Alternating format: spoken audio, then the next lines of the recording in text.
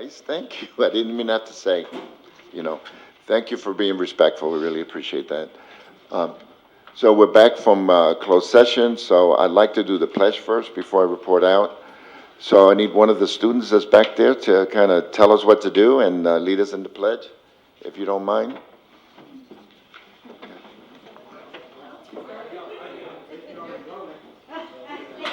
There you go.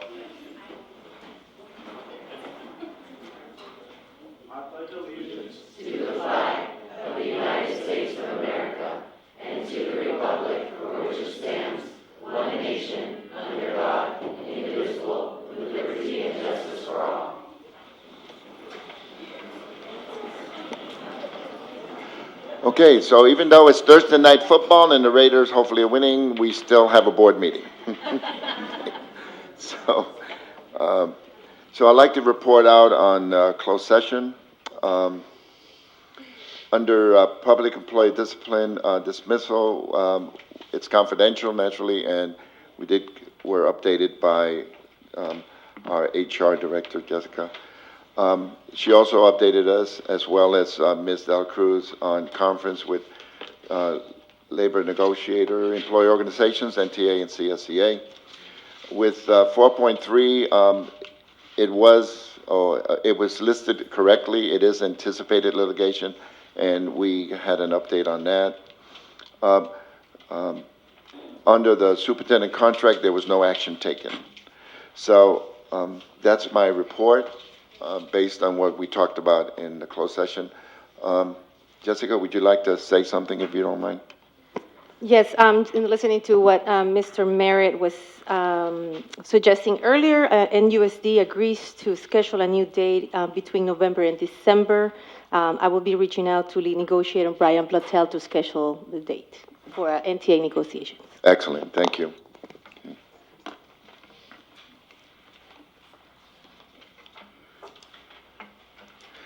Okay, as you see, we have these shirts. We went over to Graham Elementary, and there was anti-bullying week, and so let's see. Can you read it for me? What's it say? Don't be a bully, be a buddy. Don't be a bully, be a buddy.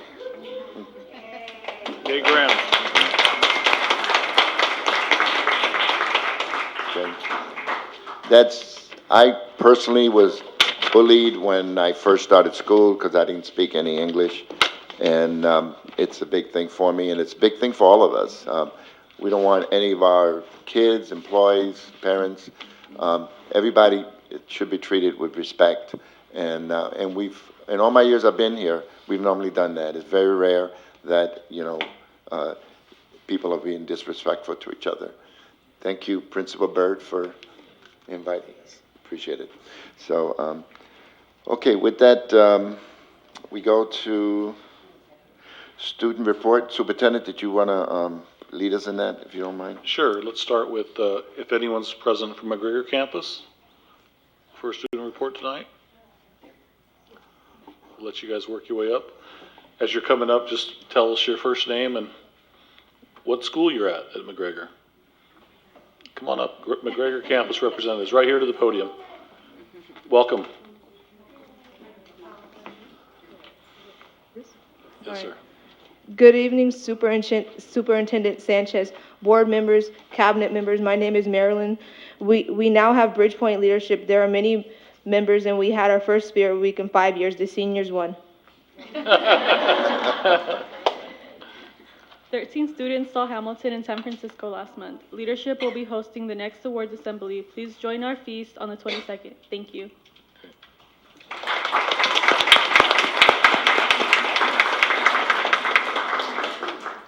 Are there representatives from our junior high present tonight? Here we go. Come on up. Welcome. Welcome again. Okay. Good evening, everyone. My name is Prajit Lamoody, and I'm the ASB president at NJHS. And this here is Lily Kawabata, and she is the vice president at NJHS. Last month, we hosted several things. We began the month with bullying videos, which explain the causes and effects of bullying. Near the middle of the month, we had a vaping assembly, explaining the negative effects of vaping and ways you can prevent yourself from vaping. At the end of October, we had Spirit Week, a week to show our school spirit and pride. These days included Pajama Day, Twin Day, Sports Day, Halloween Costume Day, and Cougar Spirit Day.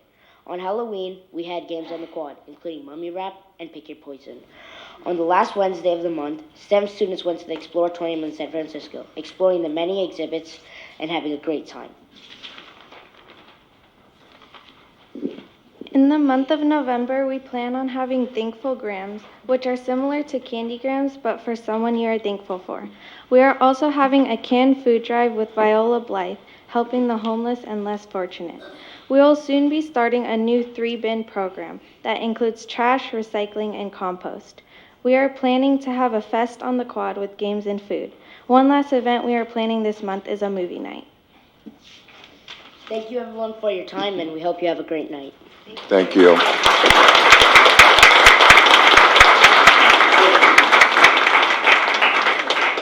I'll turn it over to Mr. Castillo.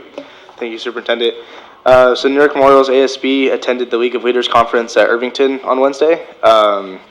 They began the day by listening to presentations from Herf Jones on leadership and event planning. They then met with the 5 Fremont schools, their ASBs over there, or the equivalent. They had a lot of discussions about event planning as well, what things are working well for them.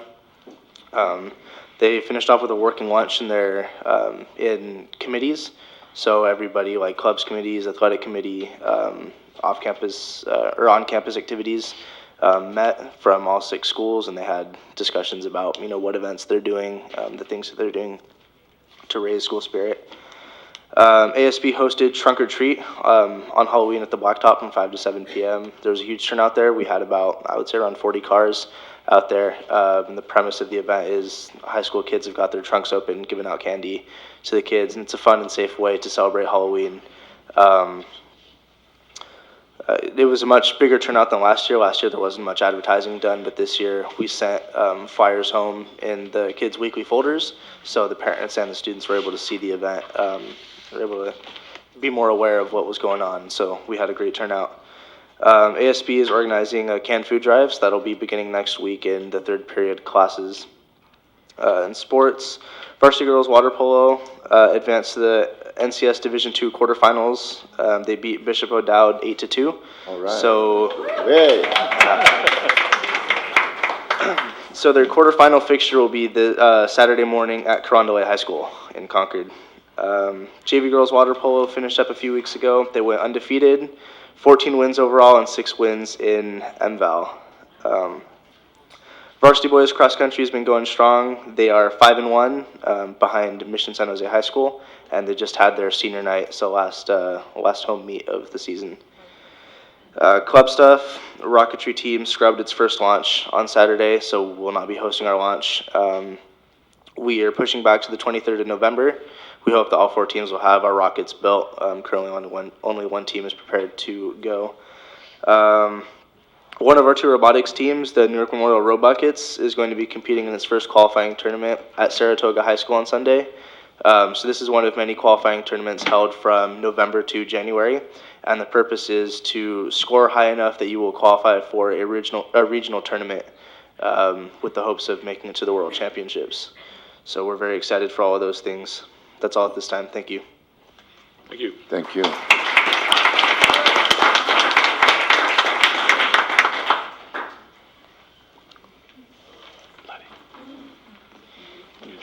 School spotlight. Yes, good evening, members of the community. If I could have Principal Byrd come forward. She has a lot of folks here also supporting her, so I'll let her welcome them. Also, Graham Elementary, and we have our spotlight this evening. Can I, Principal Byrd, can I take a minute before you start, if you don't mind?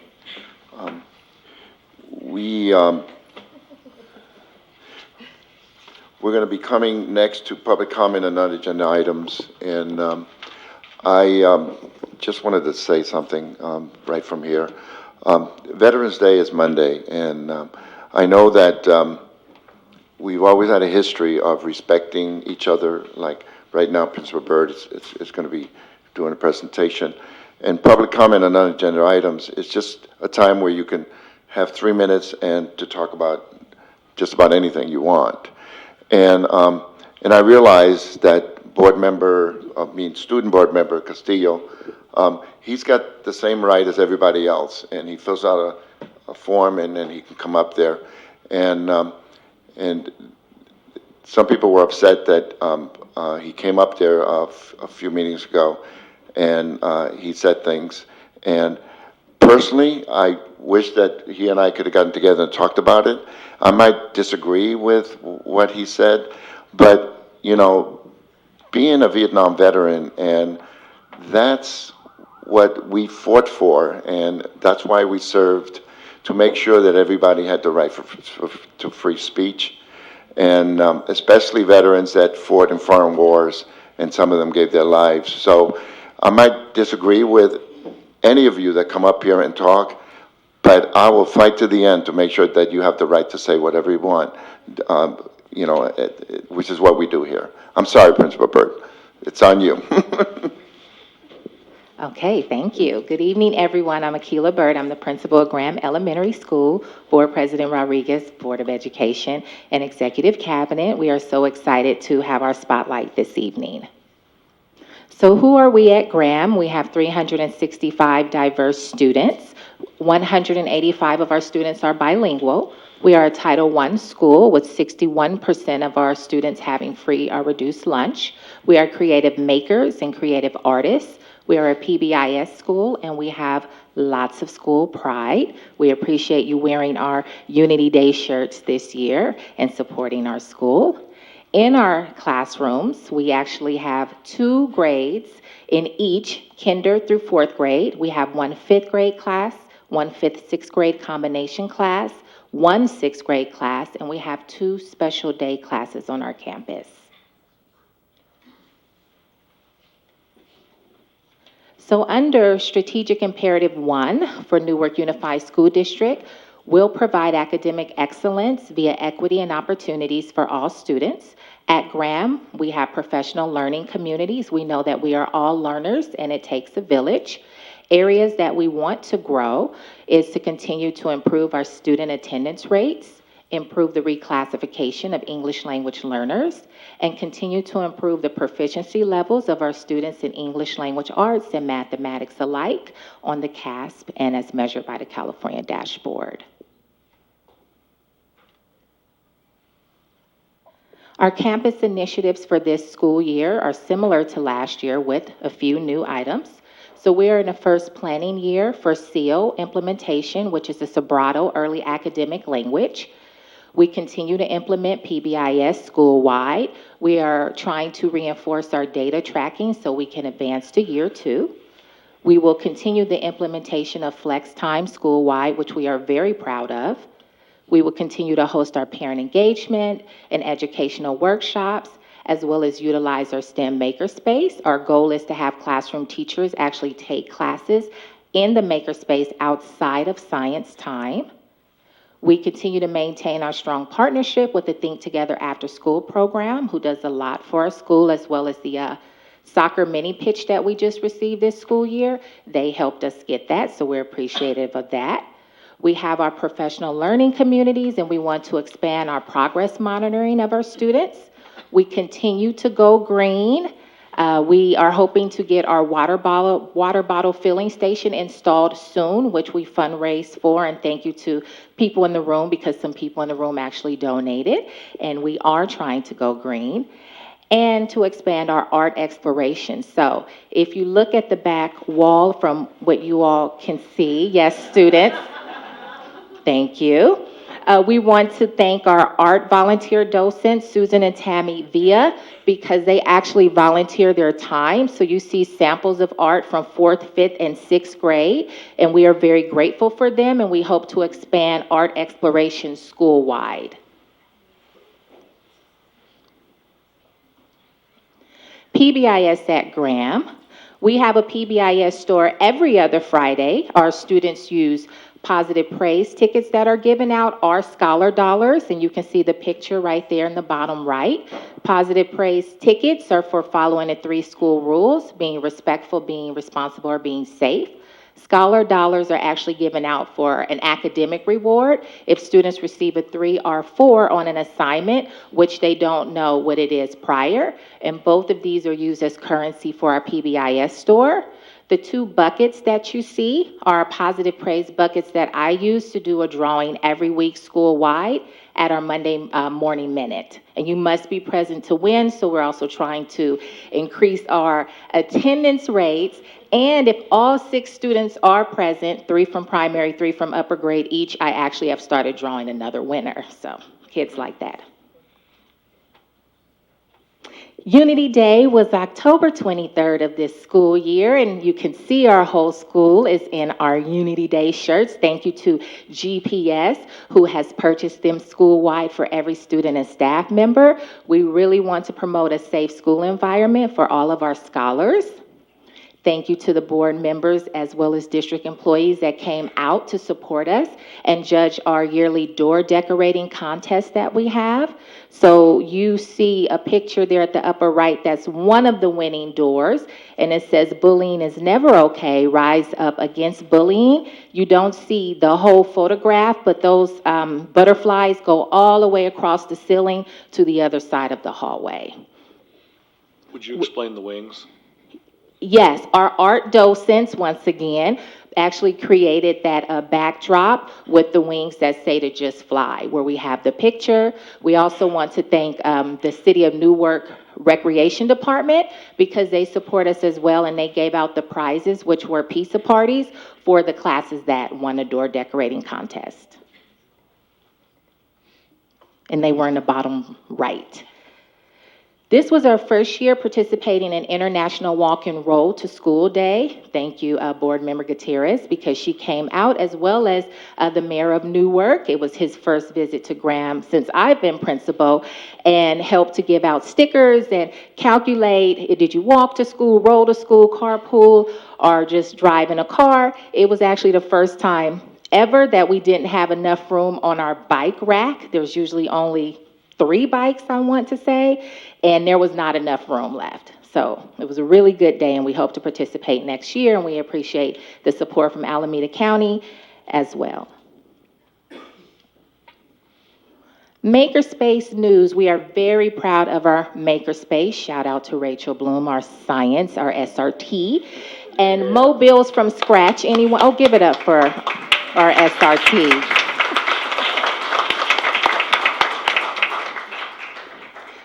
Our second graders are learning about more than just balance. They are actually being creative at the same time and applying what they've learned. So here you can see pictures of them creating mobiles from scratch.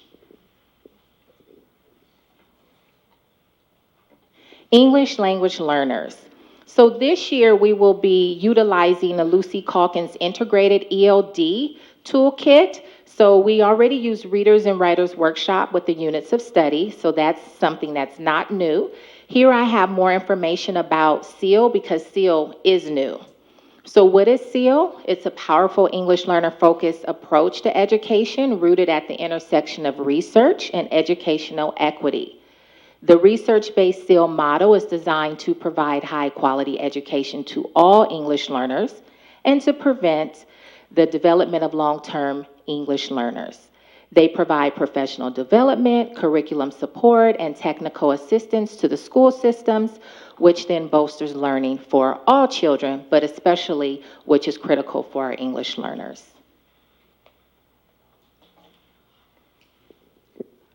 Flex time school-wide, what is flex? Flex is flexible scheduling. We are in our 3rd school year of shuffling our entire school based on the student's level. So each child actually has an opportunity to receive intervention during the school day or an opportunity of challenge as well. We do this 3 times a week for an hour. Our kinder and 1st grade classes go in the morning, and 2nd through 6th grade do this in the afternoon. So again, this is our 3rd year doing this. We utilize our Friday PLCs in order to make database decisions about student progress. And the good thing about Flex is students can enter and exit at any time. Effective teaching interventions. I wanted to include this slide because looking at our data, I realized that our special education numbers had dropped. We have been exiting students from special education, which is the goal. So I wanted to share this data. And in March of 2017, we had 29 students who were resourced. August of 2018, we had 18 students. And as of last month, we had 16 students who were resourced. I also pulled out the data for speech, not including our moderate severe SDCs. So these are general ed students that just have a speech IEP. In 2017, we had 40 students. In 2018, we had 31. And as of last month, we had 24. So our teachers are definitely using effective teaching interventions in trying to meet the needs of students so that they progress.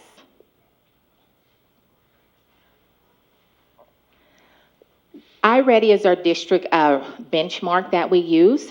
This is from last school year at the beginning of the year when we get a baseline for students. So in 2018-19, you can see the pyramid, and 29% of our students at the beginning of last year in reading were below grade level. They were in the red. And you can see that 27% were in the green. We call those tier ones. You can also see the data from the end of last school year, and you can see that we have 53% of our students, which is over half of our students, in the green, so they definitely progressed, and we have lowered the red to 14 students. So the question of the day is, when we do our district benchmarks, is it really transferring to the CASP? Is it really transferring outside of the classroom? So I included a slide that has our CAF scores from 2017. We had 32.15% of our students who met or exceeded the goal. And as of last year, 43.39% of our students met or exceeded the goal. That is an increase of 11.24%. And I want to thank my staff, if you can just give it up for them, because we are moving in the right direction. We know that there is work to be done, but last year when I stood here and reported, our data did not reflect the same data.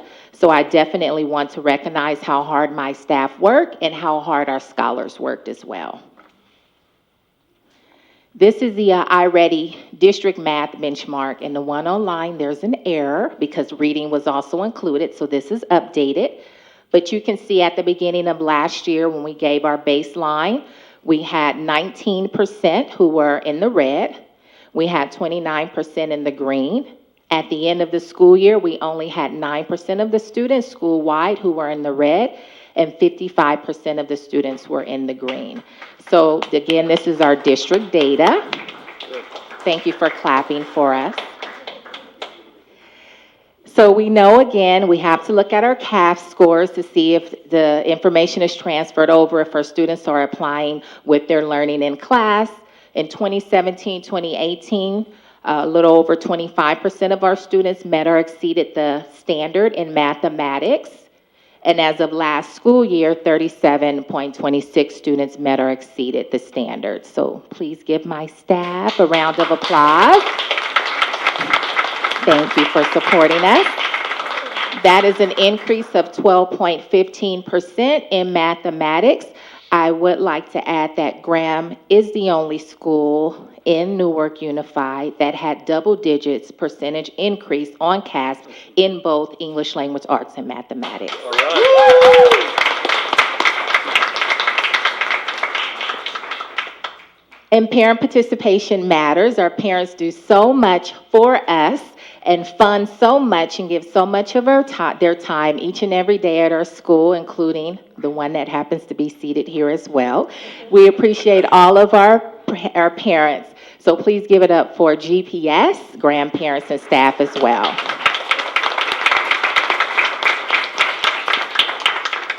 And that is the end of Graham's Spotlight. Woo! Yeah. And my staff is here, if you can step forward, because we have teachers who have come out tonight, including the one over here, please. To just recognize, if you can come walk up front. We have Miss Paxton, Mrs. McCarthy, Mrs. Vasquez, Mrs. Sepulveda, Mrs. Billow. We have Mr. Moresi and Miss Bloom over there. Thank you very much. And we have two students in the front row as well. We appreciate them being here. Don't go away. Okay. Member John? Oh, stay.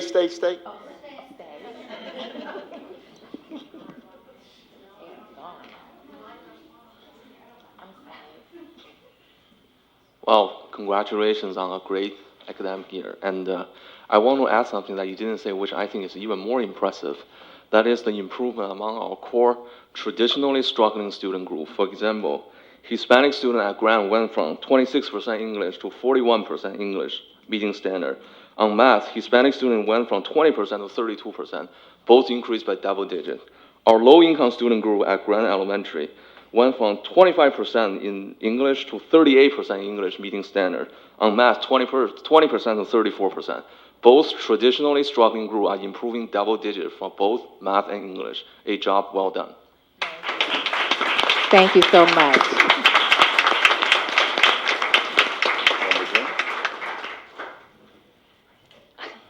Well, I guess I'm the really lucky one because I have witnessed your staff for the last, and I'm getting a little emotional because my kids do go there, but I have seen them work so hard, and congratulations.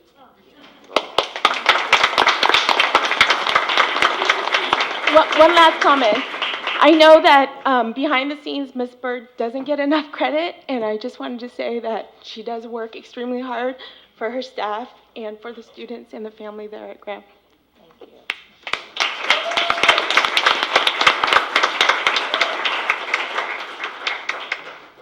Member Gutierrez? Thank you.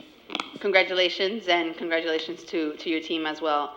I went to Graham for 6th grade, so I'm really excited.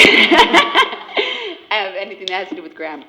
In regards to the International Walk and Roll, one question that I had is, we had a large number of students walking. I'm in that neighborhood, so I see them all the time. But do you know if it increased that day more than normal, or is it a large number in general anyway that walk to that school? It increased on that day, for sure. A large number do walk, yes. Thank you. And I would like to say, where's your Warrior shirt? Okay. It's Graham Day. Oh, it's Graham Day. Okay. I'm sure, even though they're not doing as well as we want them to, you will never, ever turn your back on the Warriors, like you wouldn't on Graham. So years ago, I had, 3 kids and 2 grandkids at Graham all at one time. And they're all grown now, and they have their own kids. And that education that they had during those formative years, between 2nd grade and 6th grade, really, laid that foundation for them to do well. And so a lot of history at Graham, and you're carrying on that history. And I am so amazed by what your staff and everybody else is doing there. And I know you have staff that's been there a while and some new ones, and we really appreciate it. And we know that our kids are being taken care of, not only educationally, but personally, and you guys do a great job there. Thank you. It's appreciated. Thank you.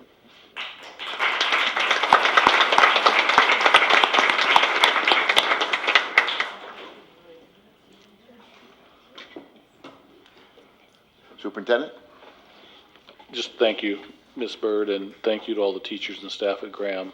Those are incredible, impressive stats that you're putting up there, and certainly you've set the bar for the district, and keep it up. Outstanding. Thank you. So we go to public comment on non-agenda items. We have a few people that have turned in a form to speak. so we limit this, for the first part of it, it's limited to 30 minutes. And so we have a number of people. So each of you has 3 minutes. If you could make it a little quicker, then that'll be easier, and we can have everybody be able to speak. If we can, and we've passed the 30-minute mark, then we take it over to the end of the meeting, and I'm hoping we can get it all done. Okay. So with that, Ms. Emery Wasser-Tong.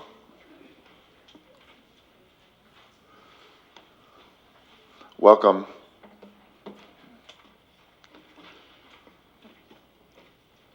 Tell me when to start.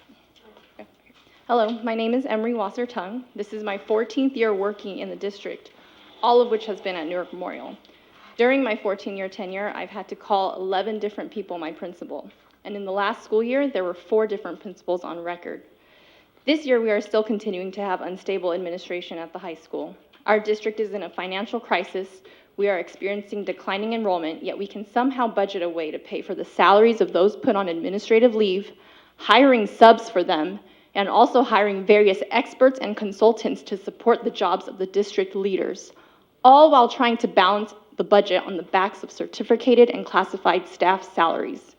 How does district leadership expect the high school to perform successfully by removing the office manager for over a month to be used at the district office and having only 1 assistant principal for 1,700 students, when in the past we've had up to 3 assistant principals? Since November 2018, exactly 1 year ago, the high school has already had 3 administrators be placed on paid leave for various reasons. I understand that the district is not in control over the situations that necessitated for employees to be disciplined. However, being a good judge of character, or perhaps simply trusting the selected interview panel before any of these people were hired, would have not cost the district a penny. Many school administrators that are new to the district were not necessarily the first pick of their respective interview panels. These candidates were hand-selected by district administrators who completely disregarded the prioritized list from the panel. Ultimately, their choices wasted taxpayer money on 3 separate occasions at the high school in a 1-year span, and of course created an unstable environment for students and staff. I hold the superintendent solely responsible for having caused good people who were invested in Newark schools and the community to leave. He has created a hostile environment that has made multiple employees that have dedicated their lives to serving Newark students into early retirement or to find jobs elsewhere. All the while, board members stood by and approved new administrators that did not have adequate experience and without questioning the superintendent's decisions. Since most of the board members have only served for a year or under, you may not be aware, but long-term employees across the district with varying job titles left to nearby districts. That is not a coincidence. We have people at the top who have shown themselves over and over again to make horrible decisions that are extremely detrimental to the students, schools, community, and staff morale. It is clear as day where the problem lies, and it is the responsibility of the board to identify the common link as to why so many of the beloved long-term Newark employees have left in the last 3 years. Thank you for allowing me to speak. I hope that you listen to my words carefully. It took a lot for me to stand up here and put myself on the line to say what I just did, but I cannot sit back in good conscience any longer. There is a fear of retaliation, and intimidation tactics have been used on staff to keep us quiet and obedient. I also want to mention this because I am happy to see the student board member has not been replaced or removed, as it has become known that district personnel are still determining a course of action based off what was said at the last board meeting. I am a Newark alumni. Thank you, ma'am. Thank you.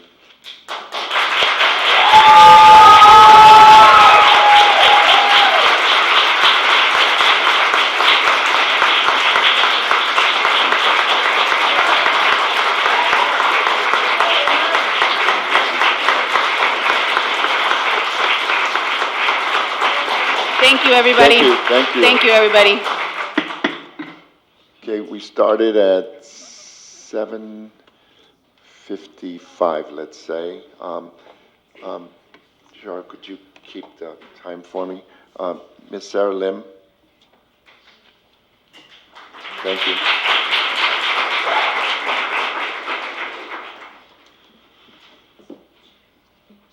Hi, I'm Sarah Lim, and I've been a student in the Newark Unified School District for 12 years of my school life, all of them.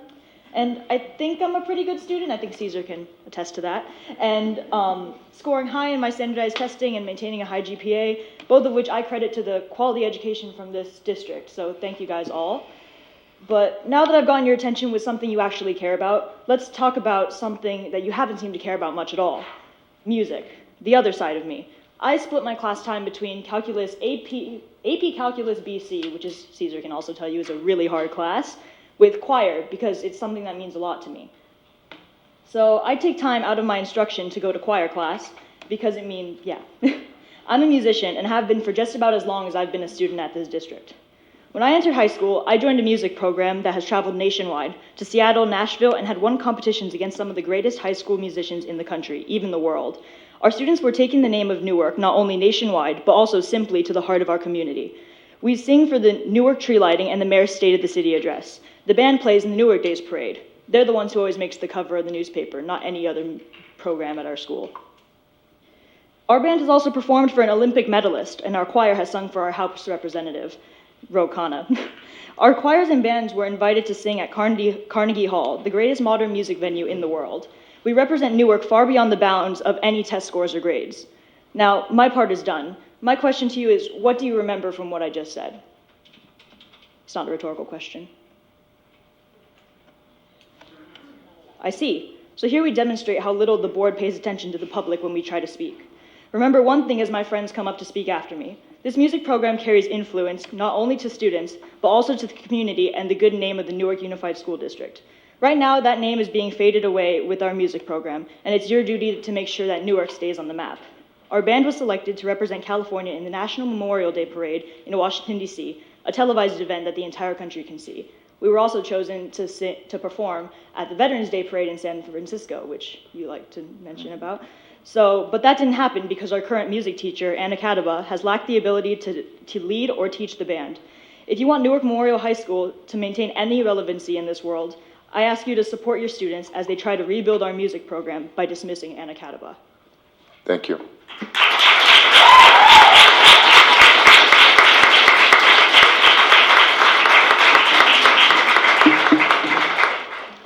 Amanda Cordova and Katie Schwartz, and then Maya Diaz after, so we can kind of make this thing roll a little bit.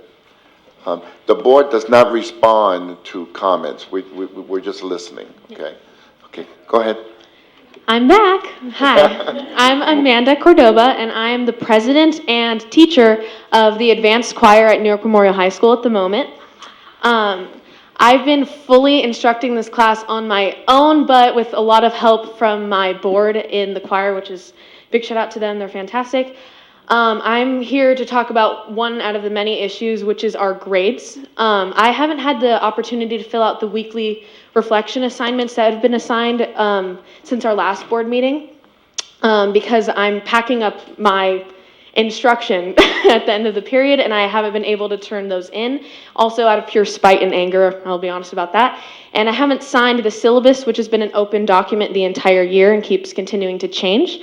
And I haven't re-signed up for the band app, which is our way of communication that got shut down prior to the first time I came here to speak, and I've refused to sign up for that again, and those are the only things we've been graded on, so I have a D in this class that I am teaching.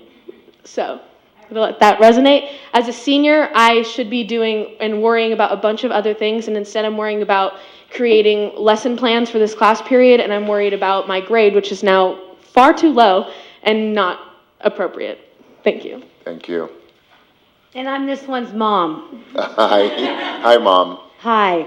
I think it's apparent that I have a very well-spoken, eloquent, delightful daughter who should be relishing in the joys of her senior year, who has been motivated to go to school, and let's face it, not for reading, not for math, not for those academics, it's for music.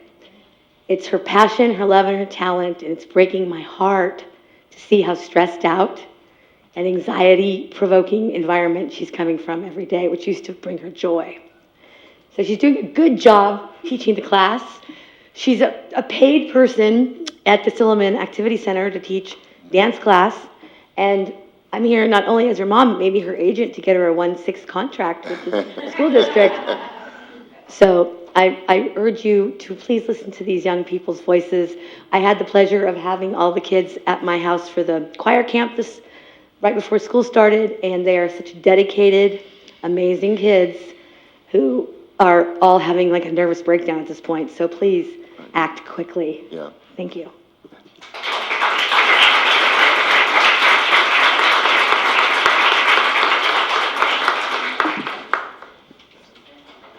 Thank you for all you do for our kids. Ms. Maya Diaz? Hi. All right. Hi, everybody. So I'd like to begin today by saying that it's a very important day. It's my birthday today. I'm Happy turning birthday. 17. Yep, but instead of celebrating, I'm here asking you for a change. That is how important this is to me. I truly hope that my one wish this year to be heard can be granted by you all. So I'd like to begin by giving you, the board, a visual representation of the people that your decisions are affecting right this minute. If I could have everybody in the music program sit down, thank you. All right. Please stand if you have learned anything about music in the last 3 months.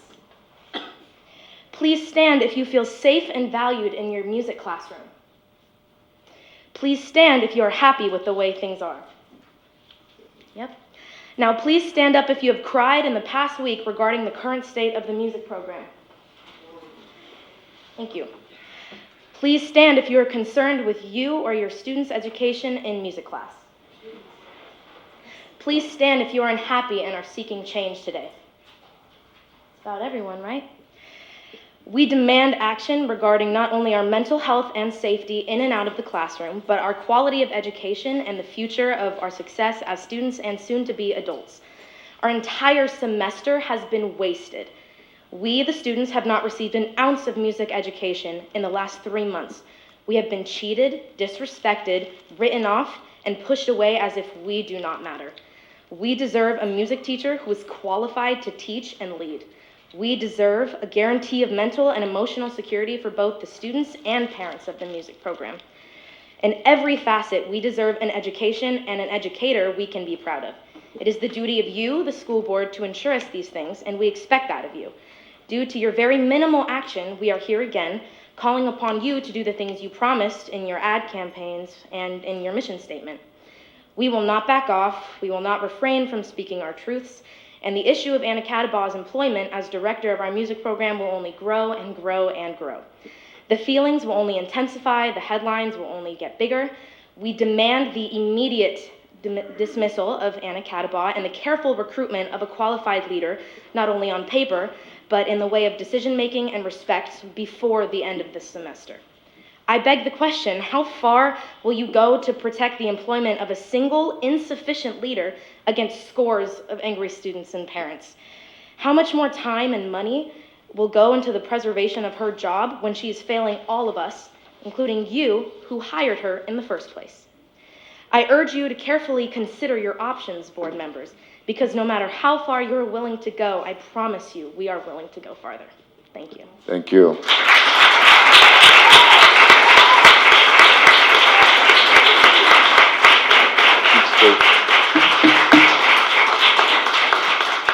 Mr. R.J. Santiago, and then after Lynette Aquino, and then after that, Kelly Hopkins. Welcome. Hi, I'm RJ. The students and staff behind me may be here to constitute and state facts to ask for your consideration. But now I'm different. I'm here to be blunt and take a stand for something I believe in. The opinions I state on this podium are me demanding that action be taken. Anna Cadabaw must be dismissed of her duties. The fact that nothing drastic has been done since the last board meeting sickens me. The only response we got was a last-minute lunchtime parent meeting, with students not even considered in the matter. You're really going to deny the voice of over 100 students? You're going to deny the pleas of the parents and the judgment of the staff. There's no consideration needed. Anna Cadabaw must be let go. I have taught 3 out of 6 classes. Where's my pay? Many students behind me have taken their own time to teach their own classes. Where's their pay? All classes have been student-led, taught, and governed. So if you're paying to sit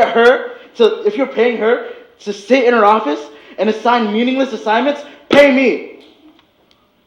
I work 2 jobs. I do football and have college apps. I should be enjoying my senior year.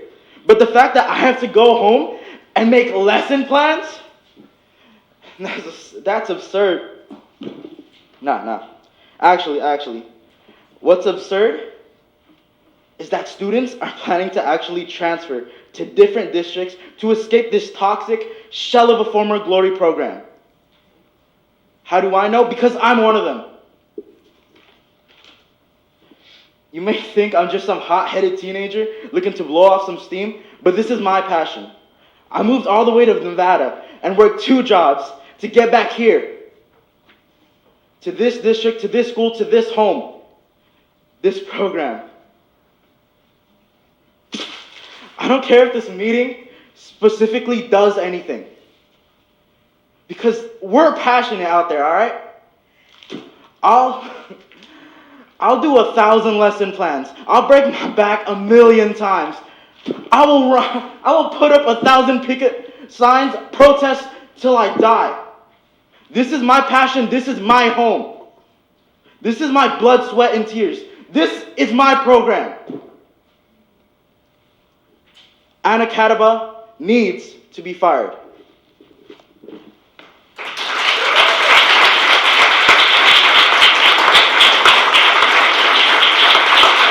Ms. Aquino?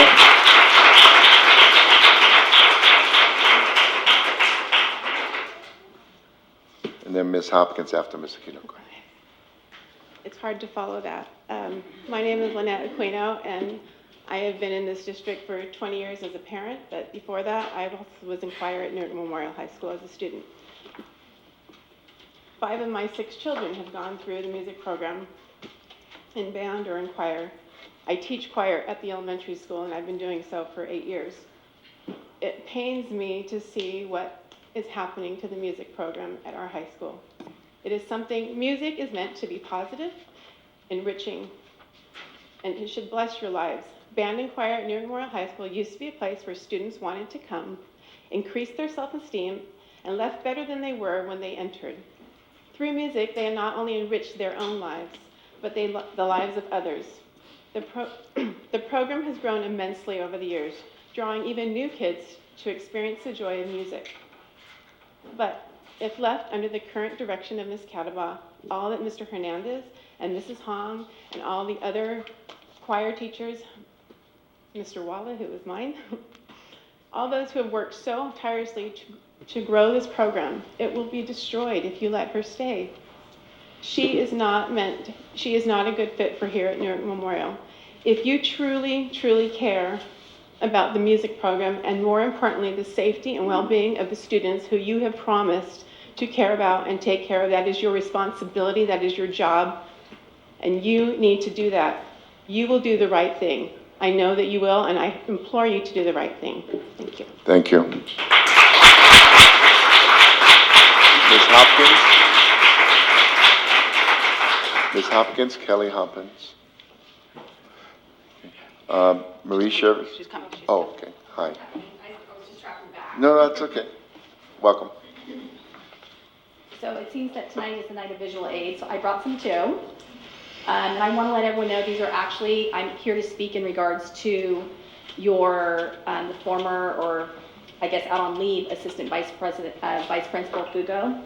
And I'm glad that you guys are all wearing your anti-bullying shirts, because I really would like you guys to know that if she's truly being moved, which is the rumor is that you guys are moving her to the junior high. And if that's true, I don't know what you guys are wearing those bullying shorts for, because it seems like she does a lot of bullying. I brought some examples of what Ms. Bucco has been saying on her Facebook page, just in case. I'm a very visual learner. I don't know about you guys back there, I just feel like if you see it, sometimes it sinks in a little bit more. And I'm feeling like maybe as board members and the superintendent and whoever else is here needs to see what she's been saying about our students and our parents. So starting off, I'll start off with this one. Now these are coming directly from her, and this is her words. These people here are crying about being hot in their 75-degree classroom. Get the F out of here. Now, keep in mind, this was on a day that it was 98 degrees outside, and there's no AC going on in the buildings. So this is what she says about the staff and that's teaching at the high school, okay? The next one I'd like to present to you is, and I apologize because it's kind of falling off, it's a little crowded out there. The inappropriate stuff these parents let their kids wear to school. I wish my daughters would try to walk out the door wearing a tube top, no bra, and nipple stickers. What the MF? I want to beat these parents' ass. Now this is the administrator at the high school saying this about us parents. Like, she wants to beat our ass, and then on top of it, she's just called out a student instead of taking a learning moment to go up and say, hey, you know what, that doesn't fit the dress code at the high school. Instead, what she's chose to do is just put her out on social media in front of everyone that maybe her clothing was inappropriate. And you guys should be concerned. My understanding is that you guys have kids at the junior high. If she's going to the junior high, this right here is who is going to be around your kids. This is what you guys want. You guys talk about Newark Pride and all these other things, and I want to tell you that she actually put for the Newark Days Parade, oh, not in my contract, here I am again, with a picture of her at Newark Days Parade. How does that say anything about Newark Pride? And again, her final moment that she puts out there is to all my haters. And if you can't see it, it's her flipping us off. This is what she puts on her social media for us. I really hope that you guys are going to rethink a few things. Clearly, the band has had issues with their instructor and with her. You've got teachers that are clearly upset about numerous different things. You guys got a mess. But moving people around who do bad things, this is what you want for our kids? I don't understand it. Thank you.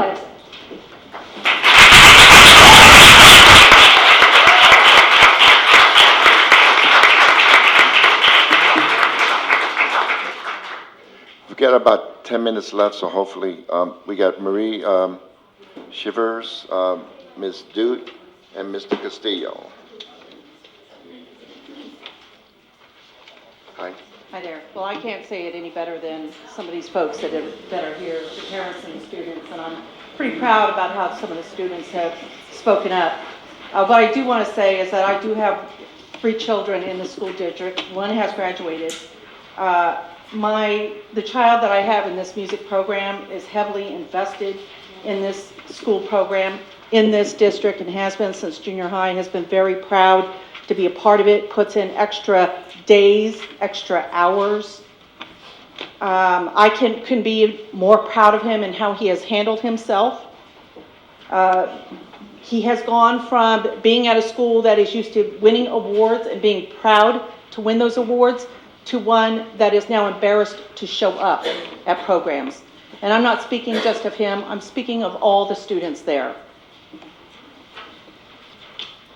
There's been changes in syllabus. There's been a lot of stress, emotional duress put on these children to the point where you've heard some mention their grades. My son's grades have been fluctuating.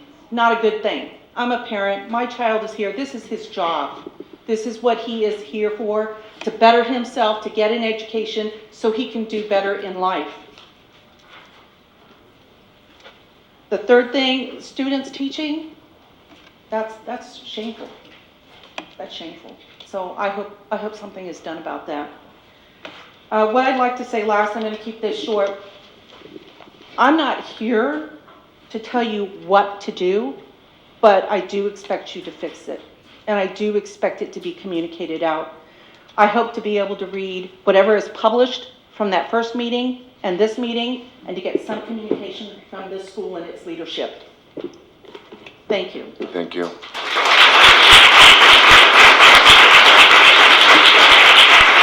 Ms. Noel Booth. And then after that, student board member Castillo.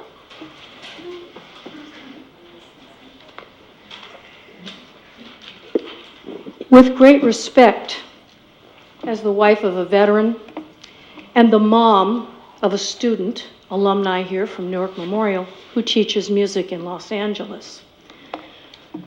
But I would like to thank Member Zhang for his comments in recent weeks regarding the trust and transparency within this community. It took courage and integrity. 26 years ago, I was substituting in a special education class hoping for a permanent position. Directly following some critical remarks I had made at a school board meeting, the calls for me to work stopped. Someone employed at the district informed me that I had been placed on a do not call list even though teachers were requesting me. Member Rodriguez will remember the late and greatly respected Superintendent Jerry Trout, who upon hearing this made it right, and weeks later I was hired permanently. So bullying. Washington's antics seem to have trickled down to little old Newark. Fear and retribution still prevail. Whether it is passing over an alumni who is teaching and hopes to advance, intimidating members of a bargaining unit by email, students being railroaded, or nepotism. This is ugly, unprofessional, intimidating, and thriving behavior. On the flip side, Newark Unified Schools reinstates an administrator after they have posted crude and inflammatory comments on a social media site instead of a principal who has been completely cleared of charges.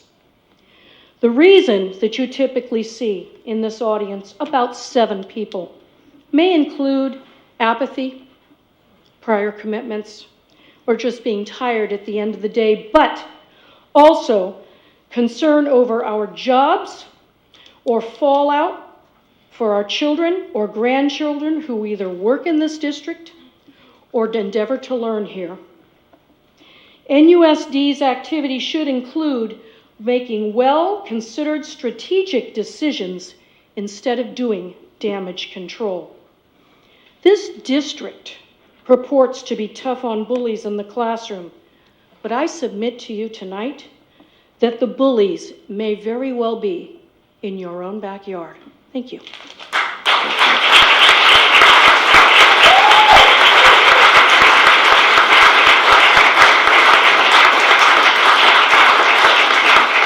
Thank you. Student Board Member Castillo, Mr. Cesar. We're past the time, but we're going to extend it so he can speak.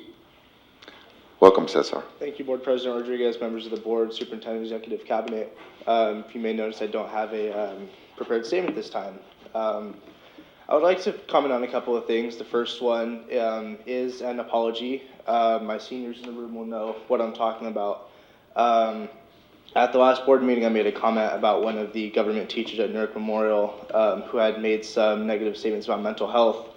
After further consideration and talking to my peers, I realized I had misjudged the situation.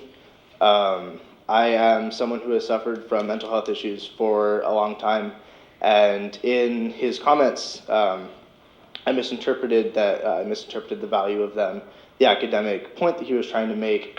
For that, I do apologize for misinforming the board and the public. But now that I've got 2 minutes left, I'm going to talk about essentially what everybody else has been talking about here, and that is the fact that there's a problem in this district. There are multiple problems, actually, but one overarching problem is that there's no accountability. There's no respect for the students here. There's no respect for staff here. You see, I don't usually see this many staff members here, but the fact that there are so many of them here means that there's a problem. I don't know what the problem is. I'm not a staff member. I don't experience them. But the fact that they're here means that there is one. Whatever it is, you need to figure it out. There are students here, especially from the music program. There's a problem because they're not usually here. I'm usually the only student here at these things. The fact that there are so many people here, all my friends, there's a problem, all right? It needs to be addressed. And if it's not going to get addressed, I'm going to keep coming up here, and we're going to keep talking about this until it does get fixed, all right? So I'm not in the music program. I'm not a staff member. But I'm going to keep defending those who are having problems until they get fixed, because that's kind of my role as a community member here, in addition to my student board member role, which I understand there may be some blurred lines in whether I'm speaking as a student board member or as a member of the public. I don't care about that. What I care about is that the problems in this district are fixed, because it seems there's not enough being done about it. There may be 3 times that I've seen this room be filled. The first one was when you guys tried to cut counselors. The next time was the first time the music program came to speak about Catawba, and now we're here again today. It's the same issue. So I have a strong feeling that this room is going to continue to be packed, and President Rodriguez is going to have to do a spiel about 30 minutes, and then we're going to move on. But I don't think anybody cares about that, because what we want is changed. If it's not going to happen, then this room is going to continue to be full. So I just want to make that clear that we're all on the same page. This room is going to be full, and people are going to be speaking, and they're going to say a lot of things they're not going to like, and you're either going to deal with it or you're going to make some change. Thank you.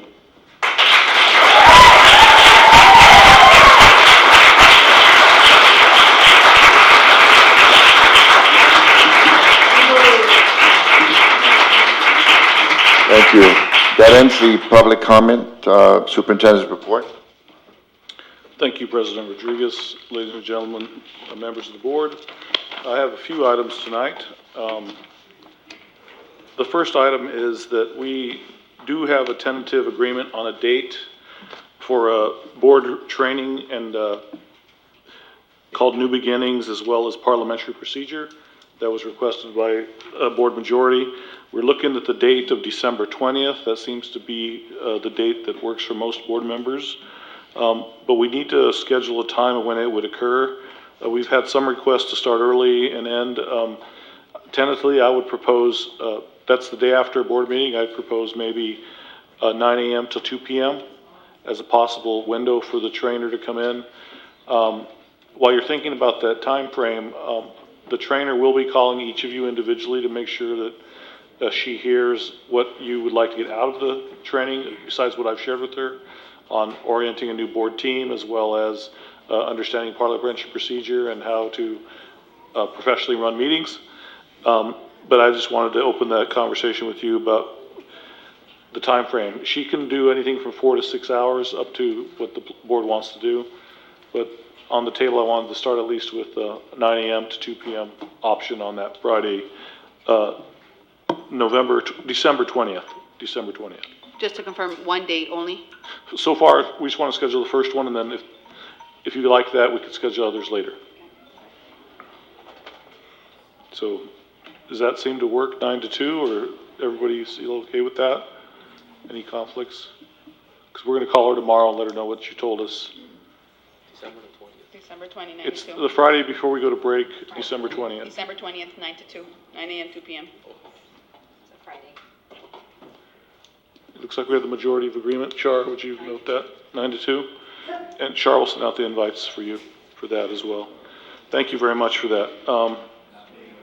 We'd also like to have the board save the date for November 15th for the ribbon cutting ceremonies at Graham and Schilling of the U.S. soccer mini pitches, which are the donated fields that we got at Graham and that we got at Schilling. So on November 15th, from 2 to 3 p.m., it will be at Graham, and then from 5 to 6 p.m. at Schilling before their Harvest Festival. So they're both that evening. If you can be there for ribbon cutting, let us know who's attending, and if there's more of you, then 2 or 3 will probably have to agendize that appropriately. I want to say already that I won't be able to attend, Okay. so I'm sorry. So just write the date down, let Char know if it works for you. It's going to be cool that we have those. I know the kids are enjoying them, and I know at Graham I've seen a lot of debate about who's winning. So November 15th, 2 to 3 at Graham, 5 to 6 at Schilling. The last one is Think Together. Together with site principals, Think Together and MOT donated. They got these donated and helped get these donated. I know Associate Superintendent Salinas had a big role in getting these donations to our district, so I thank Letty for her lead in that. MOT helped get them installed, and it was 100% donated by U.S. Soccer Foundation and Target. So thank you to U.S. Soccer Foundation and Target for their generous donation of the mini pitches soccer field. It doesn't roll off the tongue, but very, very happy for Graham and Schilling, and that concludes my report at this time.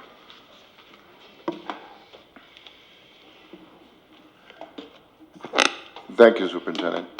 So with that, we go to staff reports. Associate Superintendent Salinas?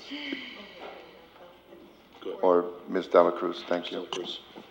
Yes, Good evening. So we have Schoolworks here tonight to give us a presentation on the demographic study that they have completed. I'll have them introduce themselves. Or Can I interrupt just for 1 second? We've allocated, we got 3 items. We normally have 2, so we're pretty sure we can get it done in an hour. So just to let you know that we're hoping that, you can give us a little time to ask questions. Appreciate it. Thank you. Hello, my name is Ken Reynolds. I'm president of Schoolworks, and it's an honor to be here this evening to share with you our demographic study. We've worked with the district in the past on a developer fee study. This is our first time looking at the demographics, so I'll give you a little bit of information as we go through here. Basically, the process we go through, we collected information on your students about what school they're enrolled in, what grade level they are, and of course where they live. So we generate a GIS, Geographic Information System map, and this here shows you red dots where all the students in your district live in comparison to your school boundaries. So by loading in 4 years of data, we're able to do a great study of the mobility and the growth or decline that's happening in each individual school attendance area. So that's the main basis of our analysis.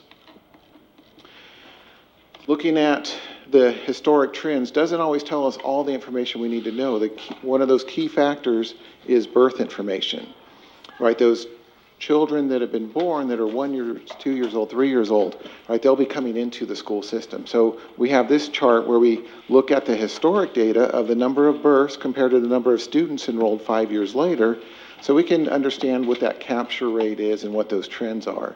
And there's a fairly good correlation when we look at the historic data.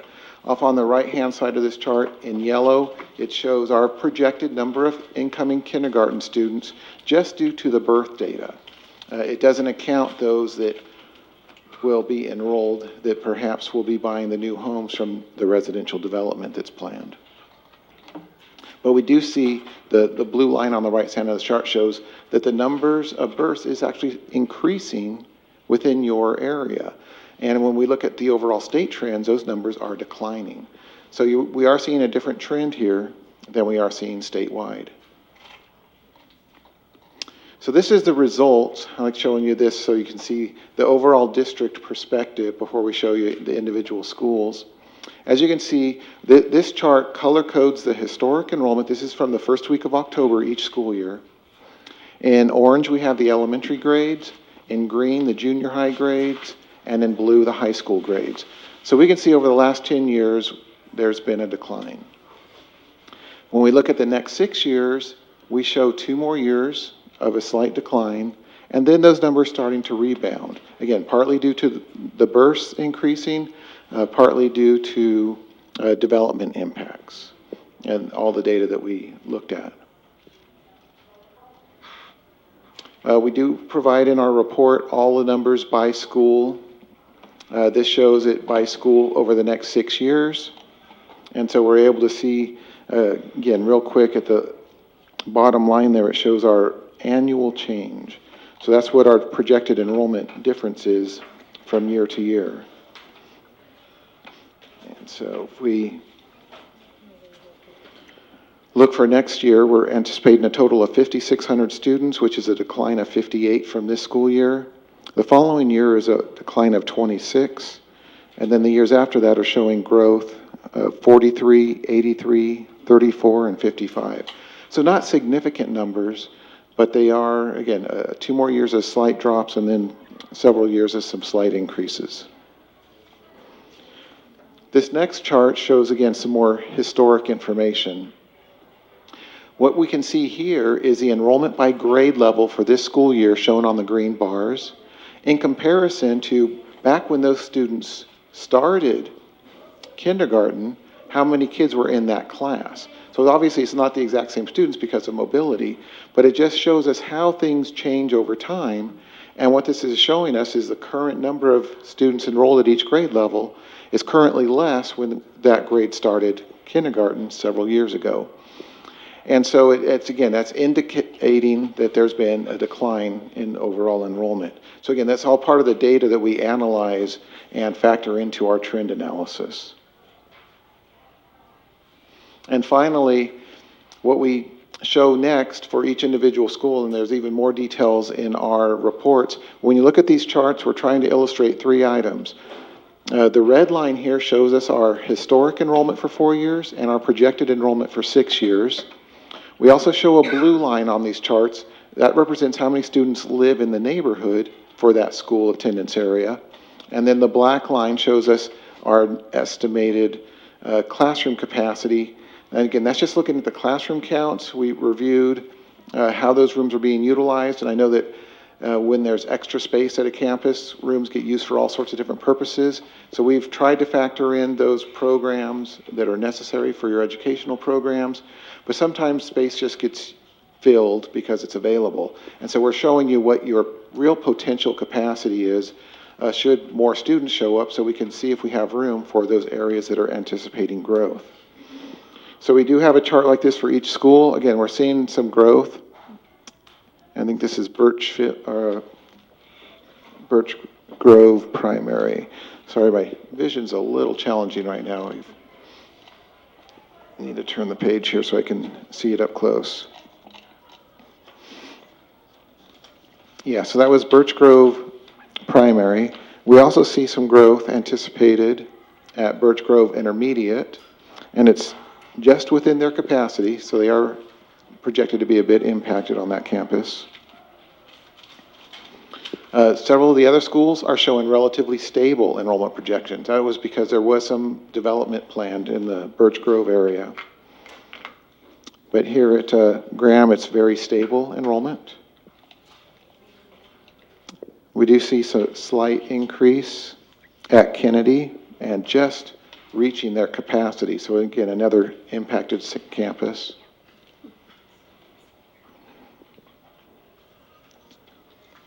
At Lincoln, relatively stable enrollment, and again, a nearly full campus. Then when we see music, we're seeing a slight decline in enrollment and lots of available space there. And then next is Schilling. That's where we're seeing the majority of the impacts of the new development projects. And so we're seeing a significant increase from 375 students this year to over 500 students within 6 years. Still within their capacity, but some significant growth. When we get to Snow, again, very stable enrollment, even though they've seen some declines the last couple of years.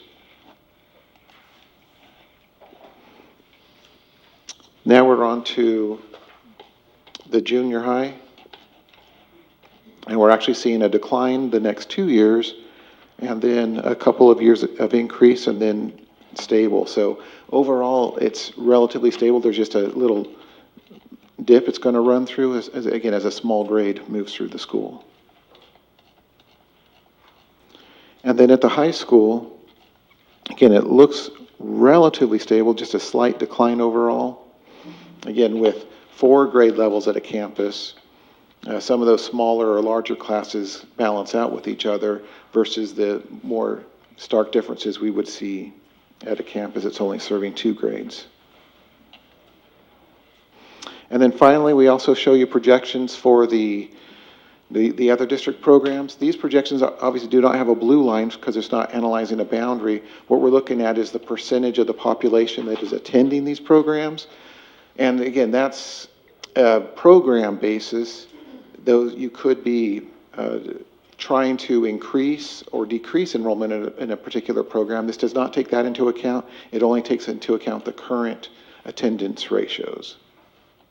So again, we're seeing relatively stable numbers at these programs as the district enrollment set is relatively stable. There's a few ups and downs, but overall it's pretty stable.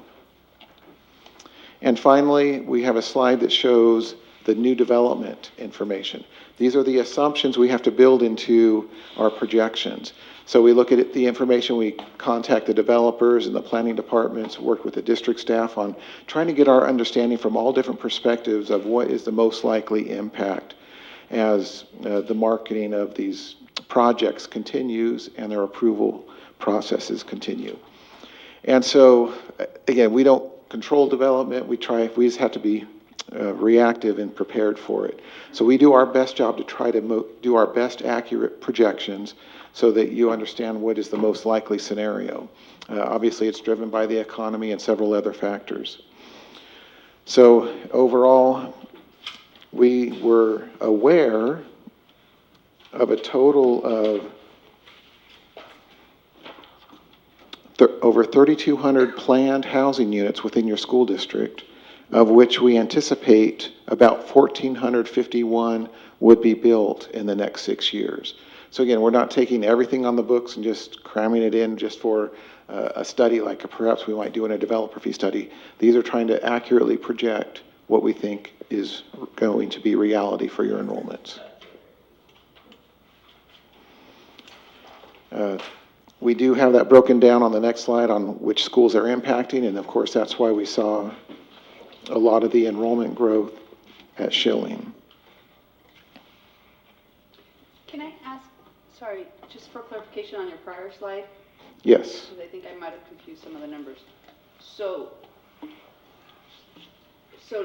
you're saying the remaining units, that's just area 4. You have remaining units, 469, but you're projecting in 6 years, 160 will be built? Correct. Okay, thank you. It's right. The remaining is the total units planned for that development, or if it's already under construction, it's this unit still remaining to be built and occupied.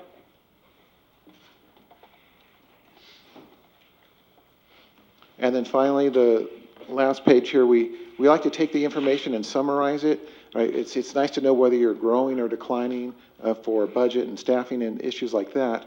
But this one, we compare where we're at currently and where we're going to be in 6 years in comparison to our capacities, so we can understand.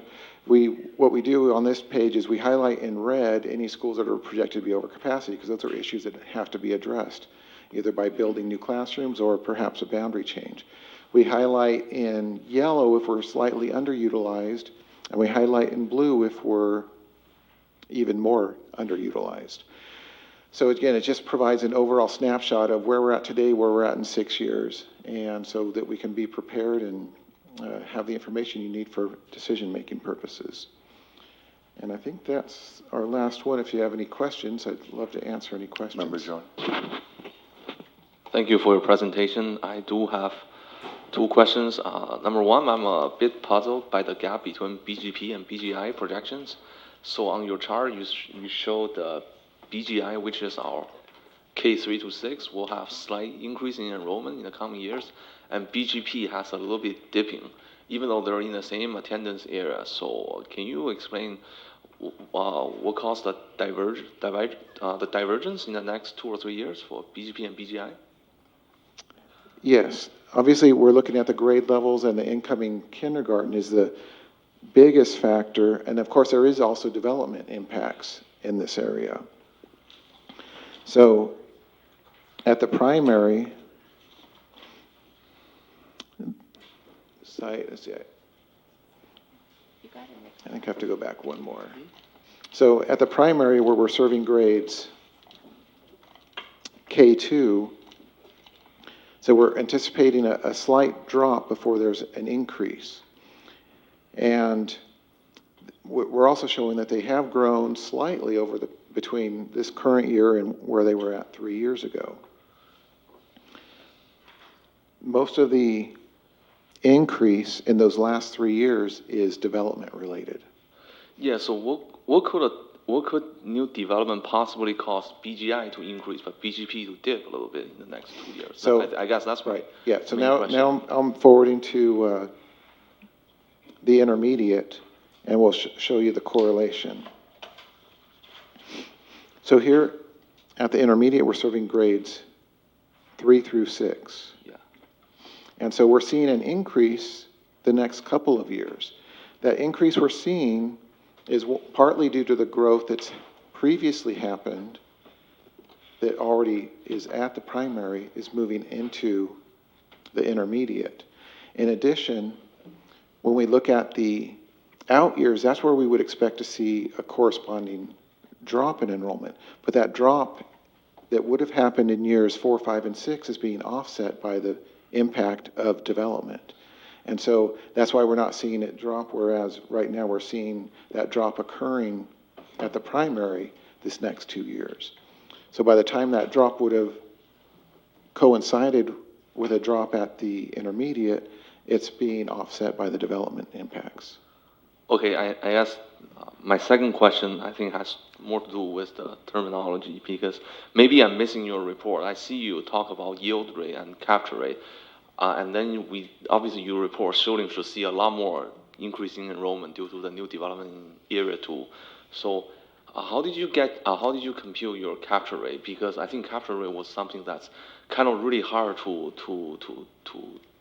get. And so far in the shielding area, like what we've seen in the past 3-4 years, we have like 1,600 units already built, and we see hardly any increase in enrollment in shielding. I guess I think the yield rate is already low, which means the yielding of the children, of school-age children, but the capture rate seems to be really low in shielding. And how did you come up with a way to compute the capture? Because our previous demographer, they used the Hayward model and turned out to be pretty off for our district. Right. Yeah, we look at the yield rate by looking at actually homes within your school district. So we're not using any of your neighbors. But there's also different types of development can have different yield rates. And so we look at, the size of homes being built, the types of homes being built. And then, of course, the other factor is, we're looking at the yield rate by grade level. And when we're analyzing that, the one challenge that comes into play is we don't always see the impact of development in the same year that the home is built, right? First it's built, then it's occupied. And then at some point, those students would get enrolled in the school district. A lot of times it takes time for some of the homes to actually generate students, because if someone buys a home and their child's only 3, right, it's 2 years later before they start kindergarten. So all of these factors come into play. We do our best to factor all of that into our calculations, but it really depends on both the marketing of these developments and what their demographic is. So let me clarify. I'm actually asking for the capture rate, because for our district, when we are projecting enrollment, capture rate is what matters, not necessarily the yield rate. And did the Ed Services Department ever, did we work with them to provide the current capture rate in the area 2? Because that capture rate in the area 2 might be much more predictable, a much better indicator for us to project the next 3 or 4 years because just like I said, the 1,600 units been built in the past 3-4 years. We see hardly any number increasing in shielding. So. Right. When I use the word capture rate, I'm usually referring to the kindergarten information of how many kindergarten students are born versus how many show up in your schools 5 years later. I think by capture rate, you are referring to a yield rate for So I guess development? the yield rates for every 4 single-family home, you have 2 school-age children.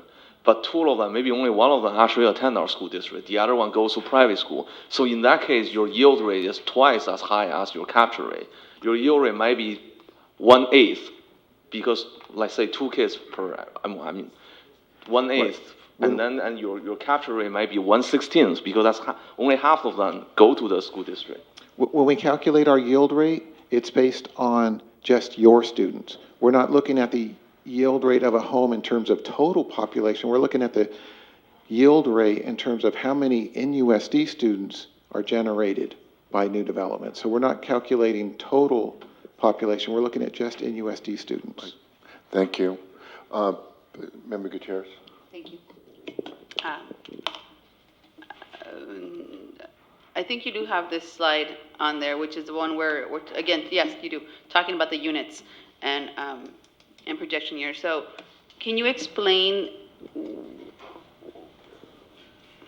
what numbers you get from, for example, Sanctuary Village, where those are, I believe they're 4 or 5 bedroom homes, compared to ID number 6, which is New Park, which I believe are supposed to be single room apartments. So what numbers did you get, or do you expect to get from of students being captured from, for example, apartment units compared to homes, just so I can understand this slide? I'd have to go back and look at all of our records, but generally, we normally see a higher yield rate in single-family units than we do in apartments.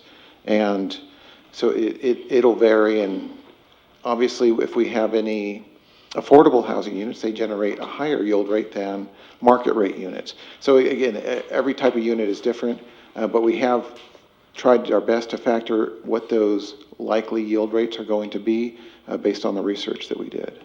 Okay, so then I guess maybe some of my confusion, and I'll make it short, some of my confusion might come in as I'm looking at your study, is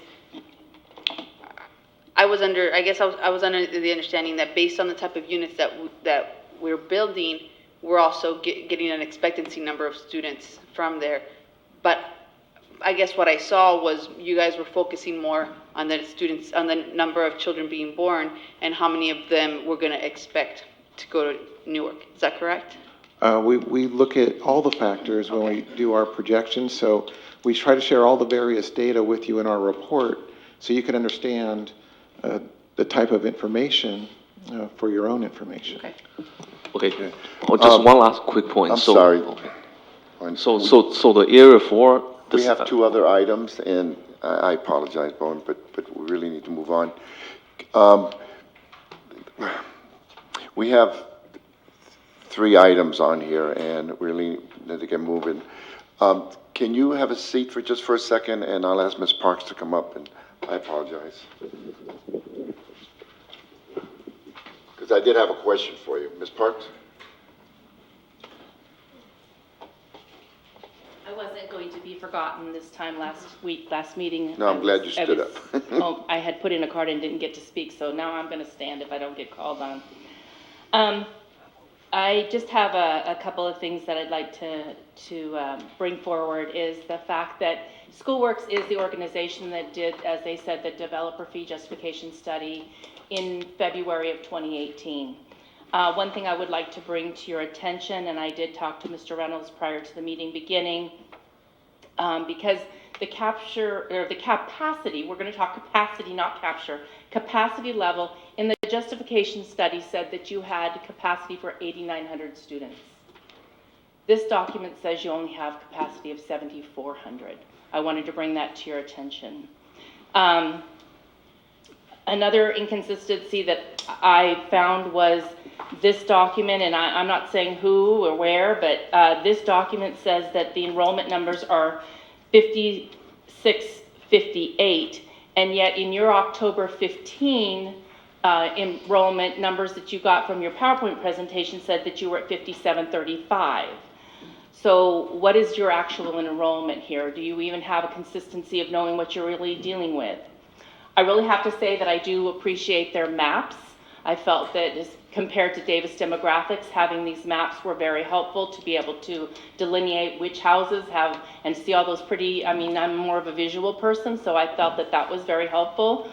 To know that in the Willow area, I mean, one thing that was really good, which you could able to see, is in the Willow area, in the Schilling area, whatever you want to call it, Willow, Bay Shores, Glass Shores, whatever you want to call that development, there were 16 students that you garnered from all of those new houses. From Area 3, Sanctuary Village, 3. So when they're talking about capture rate, yeah, Mr. Zhang, you're trying to look at how many students do you have the potential of getting in this district? You didn't get that. You didn't pay for that study. That was the box that wasn't checked when you approved the contract with Schoolworks. With Davis Demographics, you got that because you checked that box and paid for that. You did not get the capture rate here. You don't know your potential of students in this city. You only know, based on their math, is how many students you have in NUSD that should be at Lincoln, but they're going to Graham, or should be at Graham and they're going to Schilling. So you don't know what your potential is. You didn't get that report. And even Mr. Reynolds said, it is hard unless you knock on doors to know what your potential is. But we all know the people that have their kids going to private school, homeschool, charter school, somewhere else. They're going somewhere else, and your enrollment is declining. And I think what you heard earlier today from the parents and the students is an indication of trouble. And you need to figure out how you're going to deal with it, because these numbers continue to deflate. Thank you, Ms. Plank. Mr. Reynolds? I just have one quick, and then, because we have to move on to the, on page 42, in your enrollment projection summary by school, I don't agree with these numbers, by the way, but I do appreciate the report. In the elementary side, you're showing that we're going to have an increase of over 200 students. But yet, on all the secondary schools, there's a declining. So can you share with us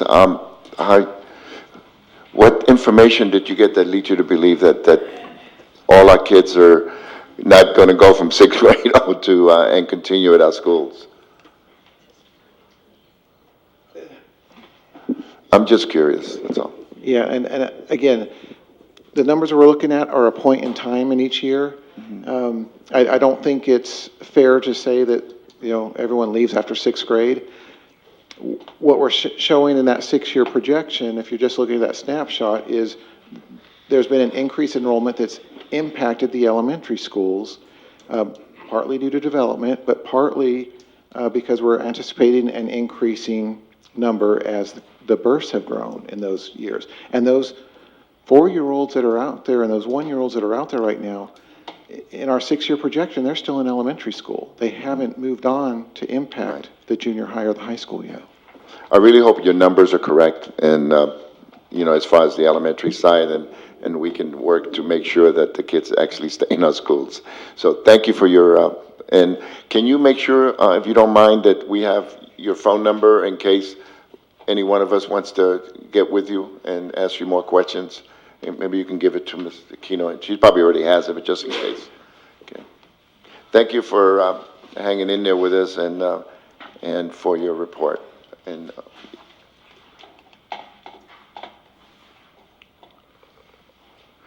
Mr. Noob, can you get ready to come up, please?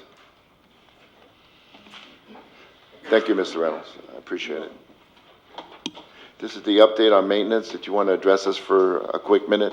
I will address it quickly. I just want to continue to say that allocating money for maintenance is against the law for general obligation bonds. I think every CBO should know that. You can't spend money on maintenance for general obligation bonds. It's in the Constitution of California. And this board is still doing it. And now this board wants to go for another bond.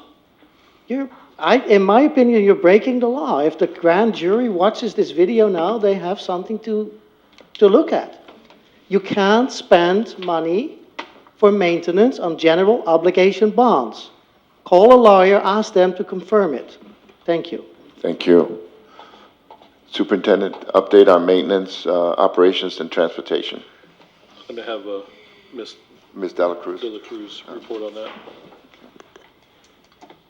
So at our September meeting, we had board member, I believe it was Martinez, who requested an update on our maintenance work orders. So we've provided you 3 updates, some reports that show the work orders specifically, especially with relation to the HVAC. And we had an updated work order report also that was given out tonight that showed we have 9 outstanding HVAC work orders. We started out at 80 and we're down to 9. So most of the issues have been dealt with and completed. We're continuing to do preventative maintenance, and also whatever outstanding work orders we have are being performed by an outside contractor. We do have a permanent person that has just recently been hired that's going to start on Tuesday for our HVAC maintenance.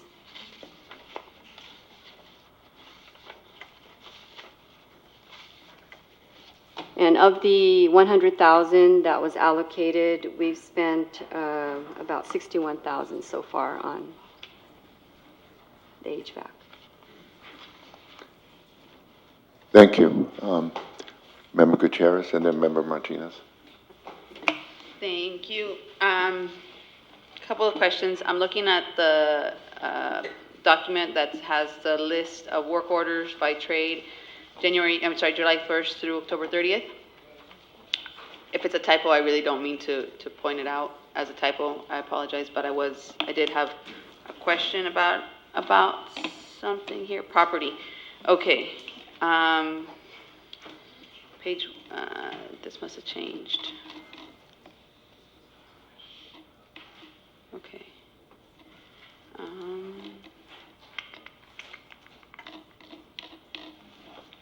can ask my question. Go for it. Yes, please. Sorry, I apologize.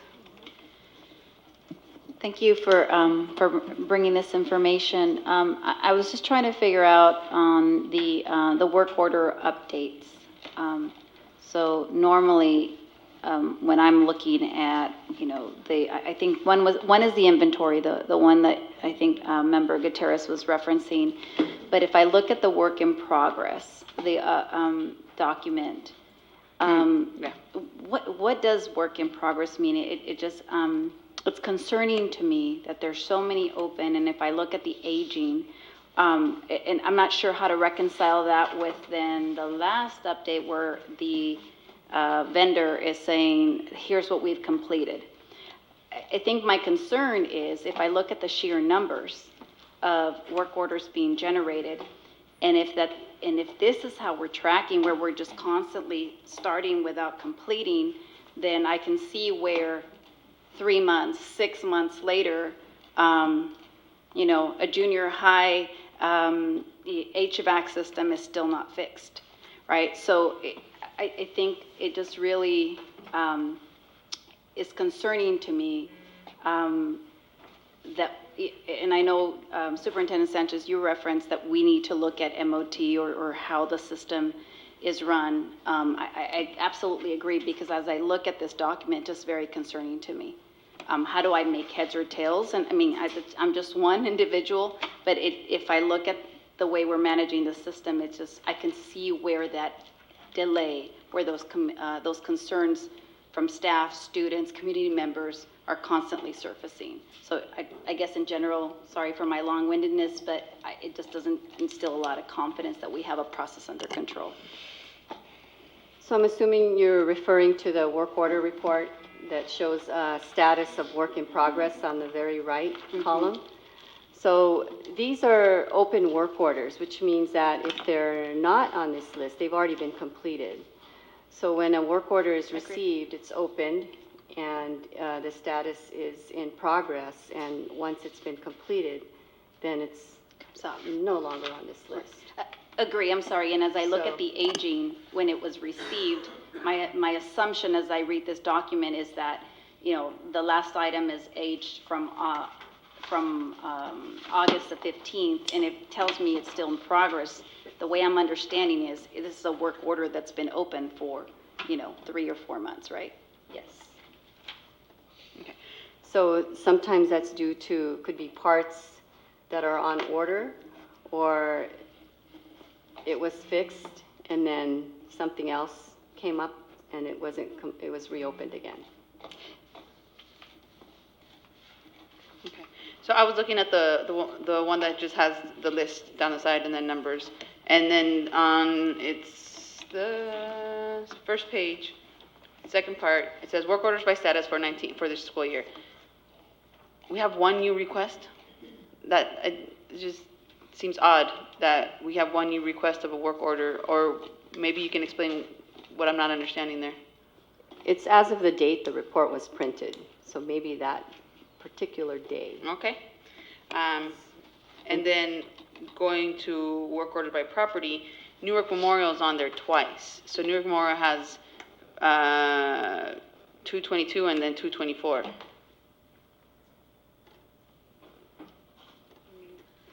On the second page. Oh, by property?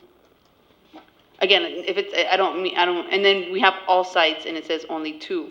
So I'm just, maybe I'm not understanding what the numbers were, or why?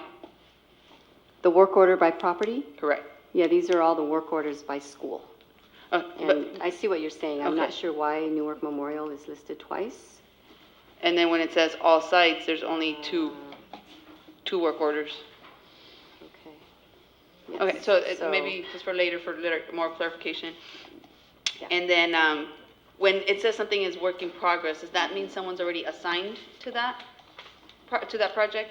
Yes. Okay. Work in progress. And then my next question, and if, again, it could either be to you or superintendent, maybe you can explain this, because my understanding currently is that the school sites each are assigned a day of maintenance. So if Schilling, for example, has maintenance work, they have a day assigned to them, and the maintenance crew goes and does what needs to be fixed on that day. Is that correct? Superintendent? No.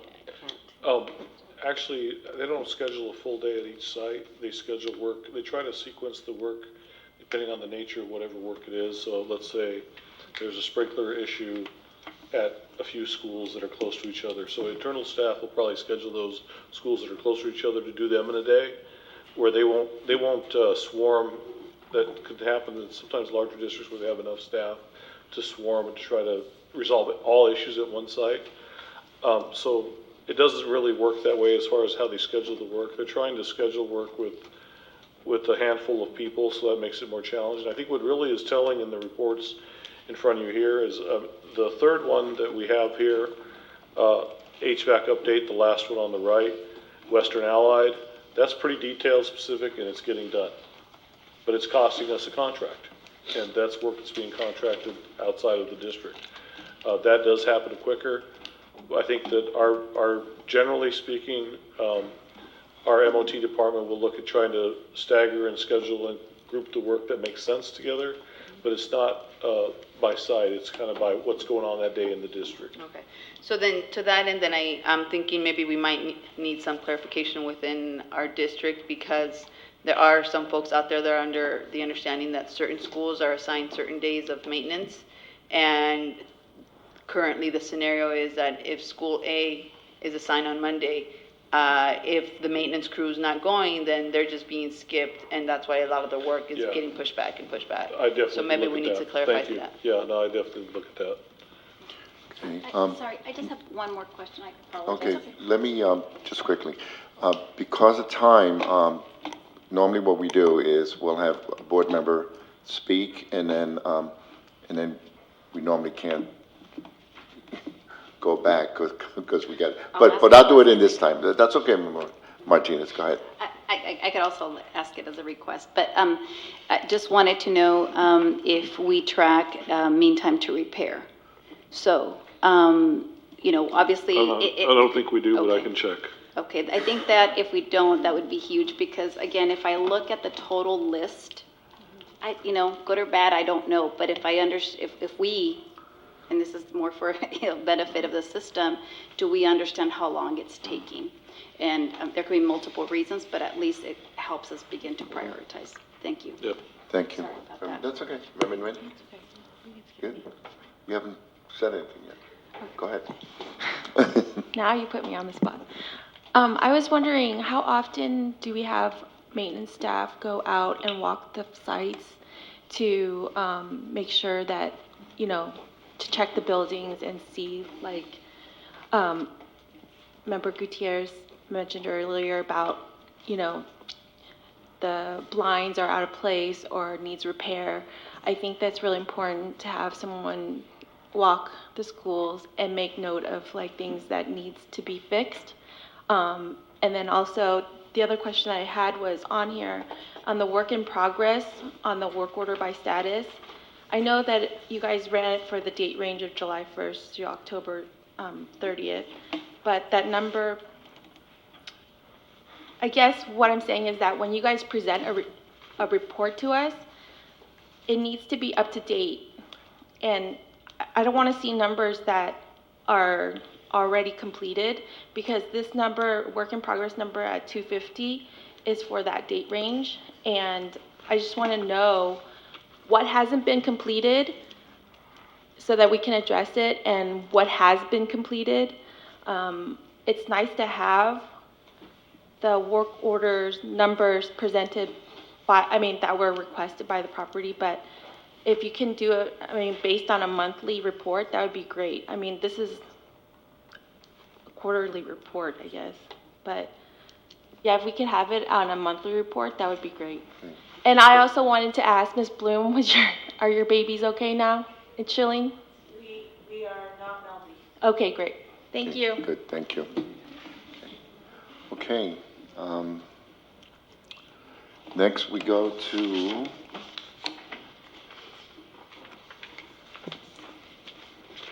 elementary report card update. Associate Superintendent Yes. Salinas. Good evening. This evening, we have our Director of Teaching and Learning, Mr. Dolovich. As you recall, he was here at the last board meeting to give an update, and we felt that it was important to share some of the next steps. We heard you, and we also heard our community and our teachers, and so Mr. Dolovich is here, along with some of our teachers, to present an update. Good evening, members of the board. I promise to keep this brief and concise. So this is to provide context and an overview from the first conversation we had October 17th. First and foremost, I want to acknowledge teachers that stayed for this presentation. Christy Palomino from Snow, she's on the report card committee. Chris Sheving from Music. Delight Evans Vasquez from Graham. And we also had Lena Yep from BGP, but she had to go put her babies to sleep. Okay, just give me a hand. All right. Thank you. So, in a moment, they'll come up here and speak from the teacher perspective. So, I want to start just by acknowledging the concerns that were raised both by the board and the community. We heard community members loud and clear. We heard board concerns, specifically around going from a 1 to 4 to 1 to 3. We want to say loudly, this is a pilot program. This is not set in stone. We're working to get it right with input and feedback. And so we convened a number of things since October 17th. October 18th, there was a site-coordinated elementary PD. There were over 130 staff feedback forms. A number of those forms mentioned and gave feedback on the report card. October 28th, we convened an emergency report card meeting, and 3 of those members are here this evening. And of course, just from conversations, site visits, and emails since that time, we've heard a number of comments, and a number of themes have emerged. We discussed going from a 1 to 4 to 1 to 3, but the reality is that would be problematic for our teachers at this point. Tomorrow's the end of the trimester, and so for grades to be changed, for the rubric to be altered, that would be a huge challenge for our teachers. Also, teachers appreciated the communication responsiveness from the district, and they asked for more training. And specifically, they asked for an FAQ, frequently asked questions, for our parents and guardians. That is provided to you tonight, and it's in process of being translated into Spanish. Our translator was ill, and so she's going to have that for us tomorrow. For those that weren't with us October 17th, just to provide some background and context, teachers have been talking for years about making sure that the report card is updated to reflect the standards that they're actually teaching in the elementary classrooms. That's the purpose. The reality is the committee met last year. It worked for some changes, and clearly there's communication needs to be improved. And so before Thanksgiving break, I intend, whether it's here at the district or at an elementary site, to hold a town hall meeting, provide a presentation to parents, and also get their input. We mentioned this before, but in school districts and also counties nearby, there's a number that have moved forward in terms of standard-based grading. Whether that includes a 4 or a 3, we can be open to that feedback. But the point is we want to support our teachers in making sure that their priority standards being taught in the classroom are reflected on the report card that parents and teachers are receiving. And I'll speak to our next steps at the very end of this, but I'd like to ask our teachers to come on up here and speak a little bit about the teacher perspective, and if there are any questions from the board for the teachers specifically.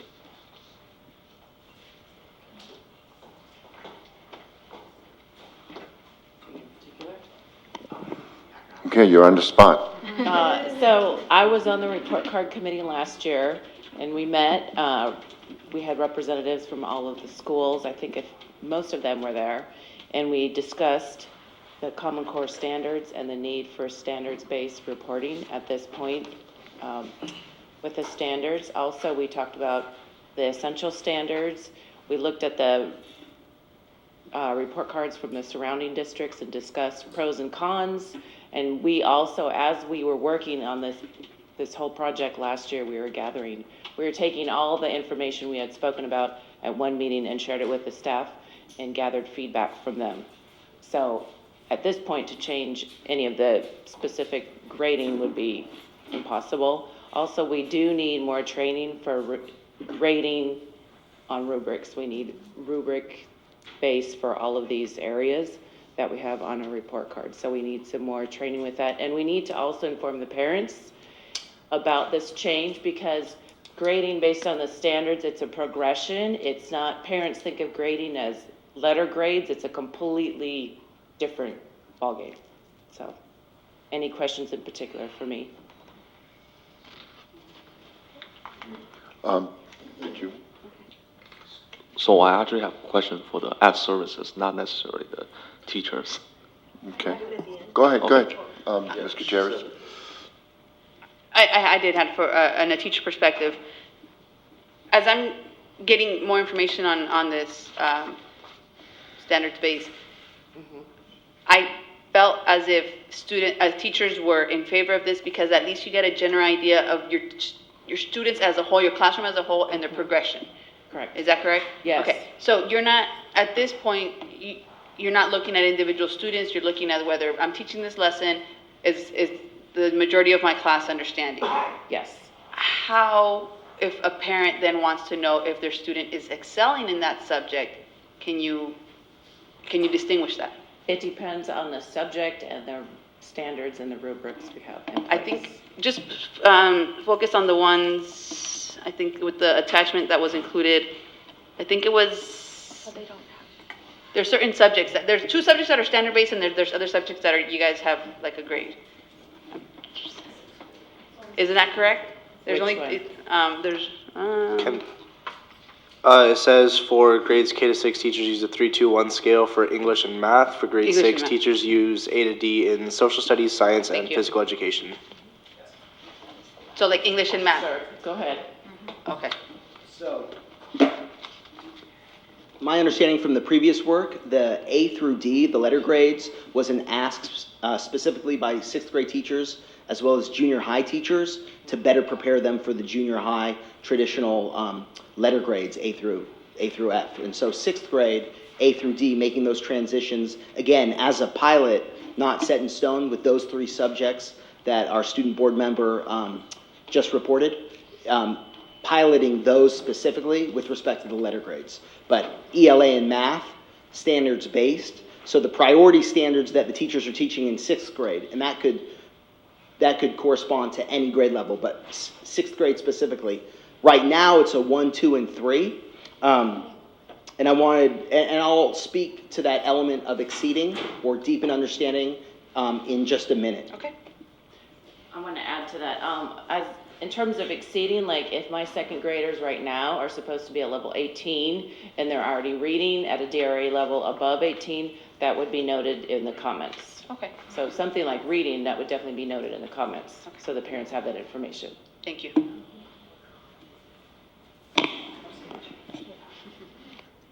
I just wanted to reiterate that it is a work in progress. There were a lot of things discussed last year. We were talking about making even broader changes as far as identifying standards in math, but if you compare what we had last year to what we had this year as far as the standards, the bullet points, they have remained, at least at my grade level, I don't know for sure, pretty much the same. So there's still a lot of work to do, not just in building a better report card, but also in how it is calibrated from site to site, how teachers all understand it, and how it's communicated, hopefully, well to parents. So that's a good segue to next steps. So to reiterate, this is a pilot. There's frequently asked questions. It's 2 pages. It'll be in English and Spanish for all parents. Obviously, parent-teacher conferences start next week, November 14th. There'll also be an information sheet provided on the district website, presentation provided for principals, and then specifically, we want to allow report card committee members to have airtime at staff meetings, not only to provide updates in real time, but to also get feedback. And as we continue talking about this notion of a 4 and 3, for us, you can have a standards base and include a 4. So for instance, we're open to exploring this notion of a 4 for students who demonstrate deeper understanding. And that can be reflected on the report card. At the end of the conferences, we're going to have surveys for all parents and guardians.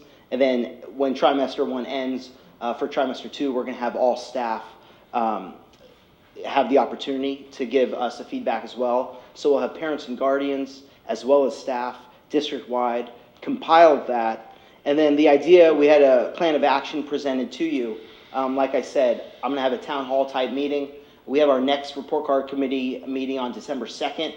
But this idea is that Ed Services would go out to each of the sites, provide the rationale with respect to standards-based, with the training, but also the tech side, because it affects how they enter grades.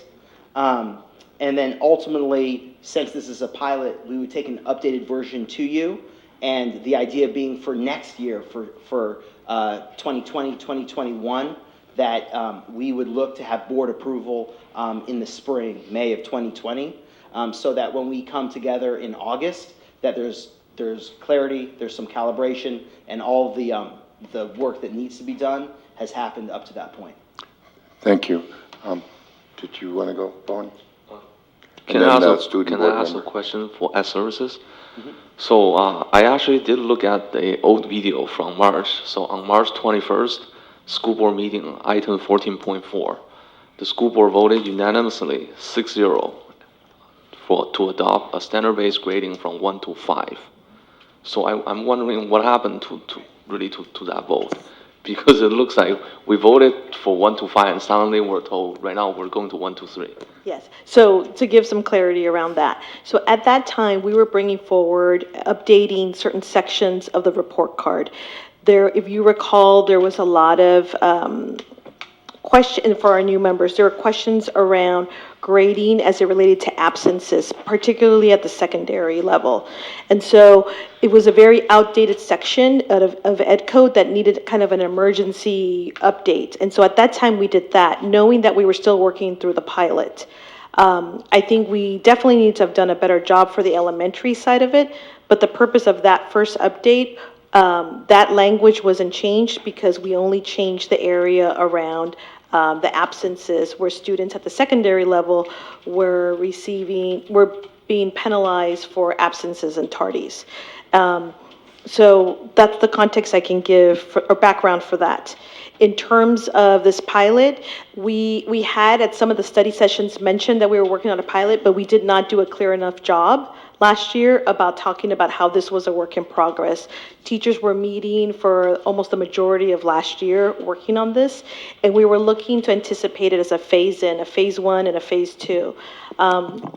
After the last board meeting, we heard from you all, we heard from the public as well, and we understood that we had not done a good enough job about the pilot. That's why we had all of these quick meetings with our staff. So what we anticipate now is phasing it in, but getting some more structures in place to have some real concrete feedback. What we found, for example, is that although all schools were represented at the report card committee, it is also important to ensure that teachers, when they go back to their sites, can really have some airtime at staff meetings and so forth, so they can hear from all classroom teachers. So our expectation is that we will be able to bring forward a revised board policy in May for the implementation out of the pilot for next year. Well, is there a chance that we can go back to the 1 to 5 numeric system that we approved in March? Well, certainly, I mean, I think the reason for this item tonight was to update you with the work that we've done with our teachers and really kind of present the picture as to where we are right now. Certainly that is, we would listen to the board and follow directives, but our hope is that with better communication now and also presenting the background as to the work that's happened so far, we would respectfully ask to continue in this pilot. Student. Thank you. Mr. Castillo. Thank you. So this is my 13th year in the district, and I went to elementary school here. So I'm familiar of the time when it was 1 to 5 on the report card, and now that we're going from 1 to 5 to 1 to 4 and now 1 to 3, I'm just a bit confused on what the purpose is of going from. And I've got my 6th grade report card here. So we're going from. Can we see that? Do you want to? Yeah, I'll pass it around. Pass it around. Let's see. Oh, wow. But it goes from far below basic to below basic to basic to proficient to advanced. So I think what I'm definitely trying to understand, and what I believe Member Zhang might be trying to understand, is why we're eliminating those indicators of advanced success, success that is. Can answer it. Above grade level, and what that means in terms of encouraging students who are at that level to continue excelling at that level. So let me try to answer it. If I do it wrong, please correct me, teachers. So part of the challenge of standards-based education, in the first premise that's the big shift from grades to standards, is in the standards reference system, you're giving grades based on an individual teacher's opinion on how they do on a particular lesson. In a standards-based system, they're giving grades based on the standard the student needs to achieve to be able to be at grade level. So that's kind of one of the nuances of the differences.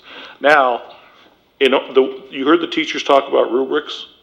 This whole idea of a rubric is a way to say 3rd grade writing, I'm not an elementary, so let me pick a different grade. 9th grade, language arts, one of the standards is short constructed response.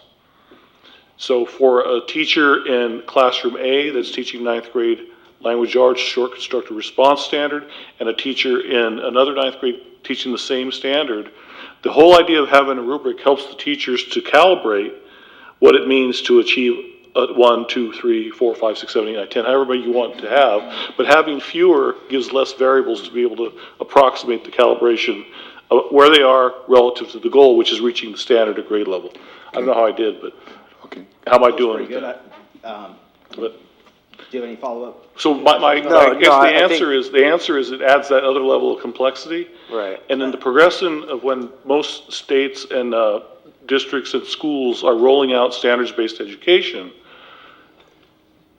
one of the things that you can't do is rush the process with teachers, because there's a lot of value in this process of how they're coming to that agreement of the most valuable part of this conversation is when you have a group of teachers that teach a common subject and say, well, I don't know if that's a 3. Is that a 3 or is it a 4 or is it a 2? And getting that inter-rater reliability really becomes powerful when a student now, same scenario, goes into classroom A 3 means a 3. Classroom B, a 3 means a 3. It kind of starts standardizing the system so that it's challenging. But one of the challenges is managing all that data. So the more levels you have, the more you add levels of complexity. But that's how I would describe it. But I would certainly defer if I misspoke or misrepresented that. And I would add, we now are with the Common Core state standards. And so went away the No Child Left Behind with the far below basic. Now it's more of a shift of growth mindset. And with our California dashboard that we're moving, and I think Principal Bird showed us a really good example as to how her school is really kind of moving that way. So it's different from even when I Yeah, was. from what I remember, yeah. Okay, thank you. Good. I'm sorry, Member Gutierrez, but Member Nguyen and Member Martinez, but before, the fact that the board voted to have it 1 to 5 and then it was changed, and I know there was a communication issue, I'm glad you brought this forward to us, but it just gets frustrating sometimes, you know, when that happens. But, so hopefully we'll be on the same page moving forward. And you said you were going to bring it back in May. My preference would be to bring it back sooner, if that's possible. Okay. Member Nguyen?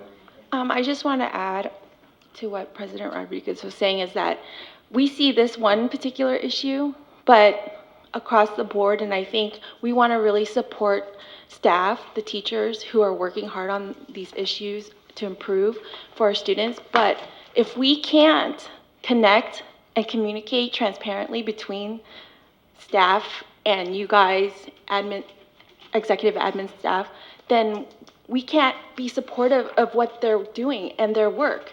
And that is not okay. And we need to change that. Okay. Thank you. Member Martinez?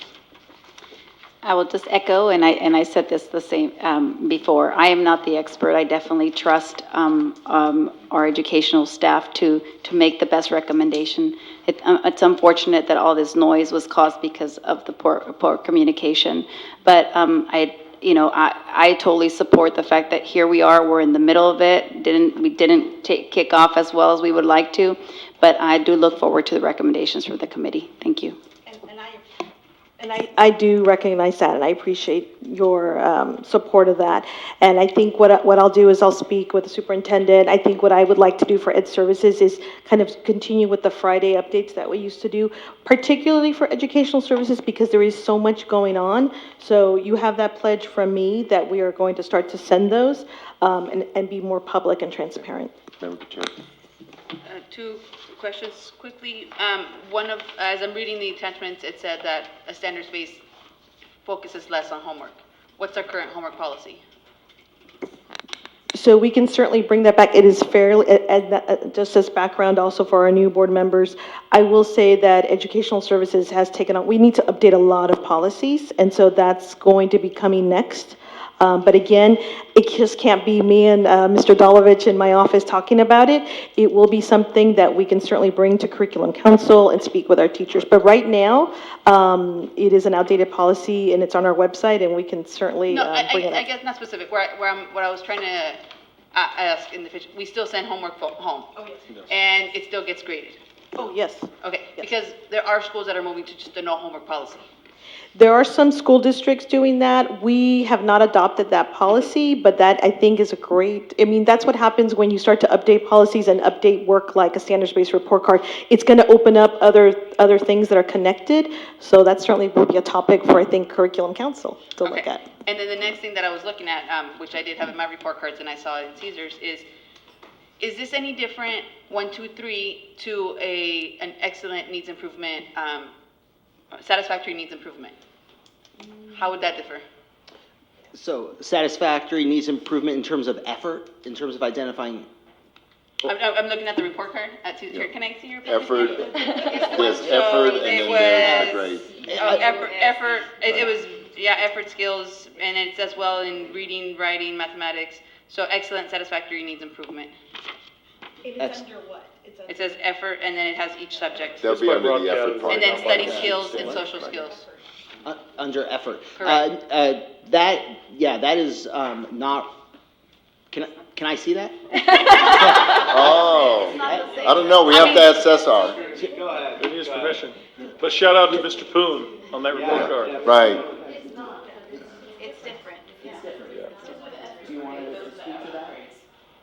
One is a general broad thing. I think one is those were the specific. there's academic grades and those were the effort grades in that Okay. particular subject area. Okay. We still have on the report card, be safe, be respectful, be responsible to time with our PBS Okay. expectations. Got it. PBS. Thank you. Okay, so, Ms. Teachers, thank you so much. Ms. Palomino graduated from Newark Memorial High School. I won't say when. Yeah. I messed up. My daughter was here with my grandson who just turned 7, and they're over at Snow, and they were here, and I had no idea they were here. That means I was very focused, okay, on what you guys are doing. So I just want you to know that we support teachers, and we like teachers being involved in putting things together.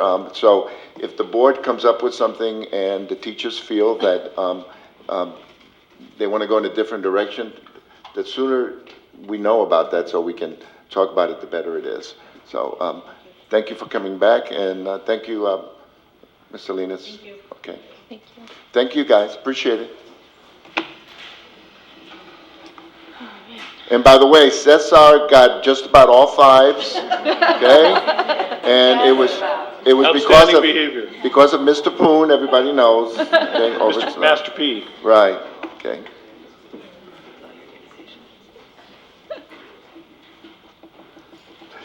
Thank you, thank you, thank you, thank you. Okay, so now we're going to employee organizations.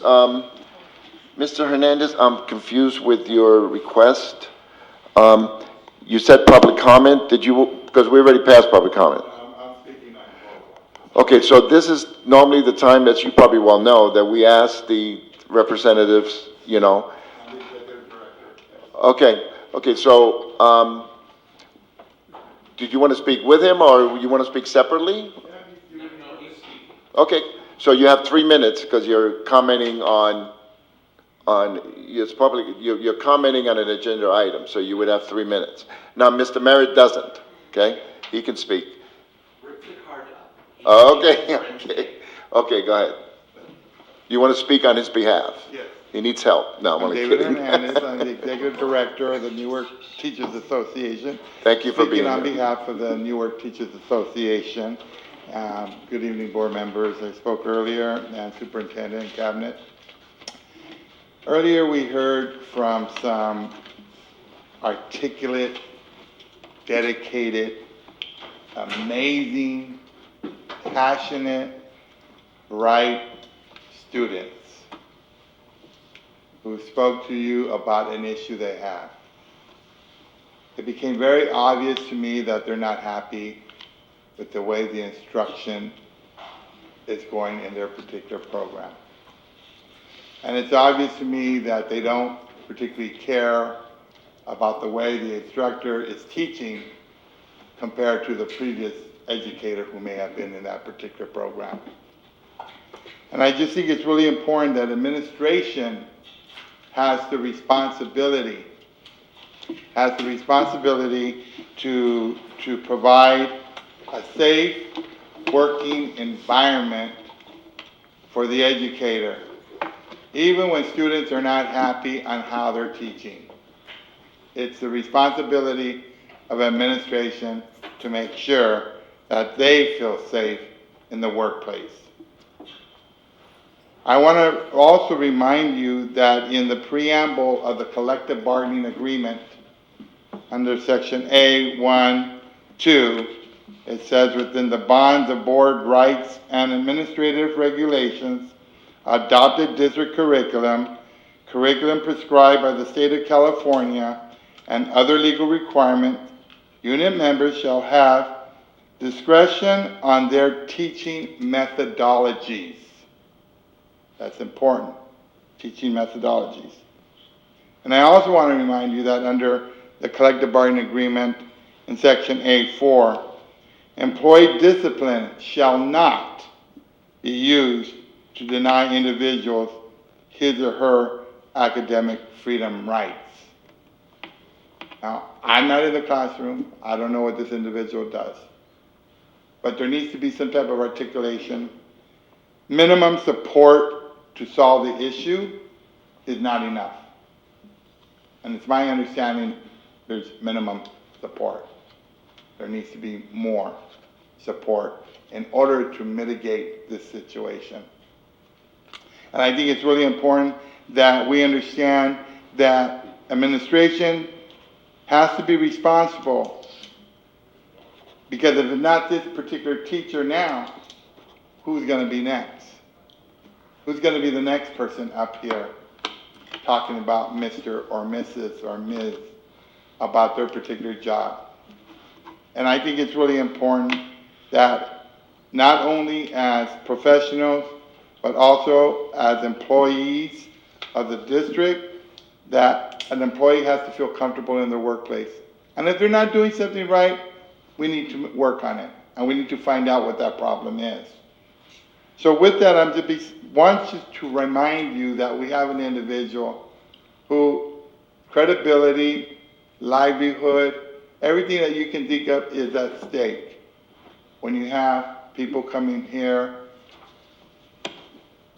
making strong statements. We have to be very careful about that. And I would just want to say that also that NTA wants to make sure that the district is aware that you are going to provide that person all the due process that is guaranteed to them by not only the law, but by the collective bargaining agreement. And I know you're going to do the right thing. But I just want to bring it to your attention. I think Megan also is going to say something on behalf of NTA. Good evening. This is slightly on a different topic. I really felt the need to make just a simple statement tonight. Noelle Dute, when she spoke earlier, she made a really good point about the feeling that there's a little bit of Washington trickling down to Little Newark, and I would agree. See, the educators here, we steadfastly believe that all Newark students deserve the best. And so therefore we make sure that our decisions every day, we ask ourselves, how is this going to give our students the best? We face resistance and challenges in providing the best, but nevertheless, just like in Washington, we persist. We as educators are highly trained. We're deeply committed. We're collaborative professionals and worthy of being trusted with our time, with knowing how to make the best use of it, and to provide the best for our students. And so in the spirit of Maxine Waters, we are working to reclaim our time. And that job will continue as we continue in negotiations. Thank you. Thank you. CSEA, anyone from CSEA? Numa? Welcome, Ms. Bird. Good evening again. I'm here representing NUMA.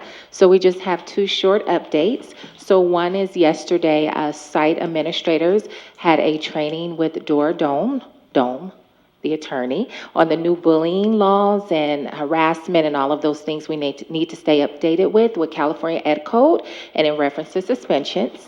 Another thing is we have, I believe, 3 principals right now who are attending an AXA Leadership Institute today as well as tomorrow. And that's just the updates we have for NUMA.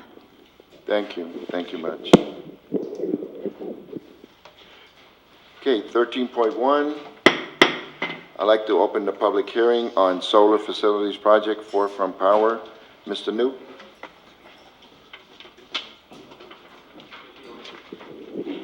What a meeting. Everybody, of course, is in favor of solar. Who can be possibly be not in favor of solar? But that doesn't mean that you have to be diligent in looking at the contract. And, I did my own kind of diligence. I just looked around, and it looks like Forefront is a pretty good company. They're doing a lot of stuff, so I'm not particularly worried about it. But I wonder if your board has actually looked at this contract I can say it's totally over my head. It's like a derivative instrument. So you can say, okay, solar is good, let's just sign at the dotted line. But I think what this board should do is to get an independent financial analyst to get some risk analysis.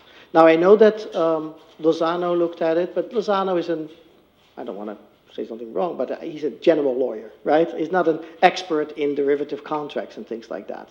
So please get an independent financial advisor to do a risk analysis. There are penalty clauses in there that you don't know the ramification if something happens. You're putting the district on the line. And so again, I think it's a wonderful idea, but get an independent risk analysis who understands these instruments, because they're very complex. And, it's probably going to cost you maybe $500 or $1,000, but it's worth the money if you look at how much money it is. I don't think anybody in this room is capable of really signing this document and say, I understand everything what's in there. So please get that advisor. Thank you. Thank you. Okay, before we move to old business, I'm closing the public hearing. Thank you. Before we do that, again, I appreciate my daughter Magdalena, who's the PTA president over at Snow, and my grandson Joaquin for being here supporting teachers. I think that's why they were here. So before we move to voting, I know there's an item 15.9, Student Board Member Castillo. So on the vote, we're going to ask you to vote first, okay? Shar, is that basically it? Okay. So agreement with Gobi Research or Survey Consultant. Anybody, Mrs. De La Cruz, are you going to present on this one?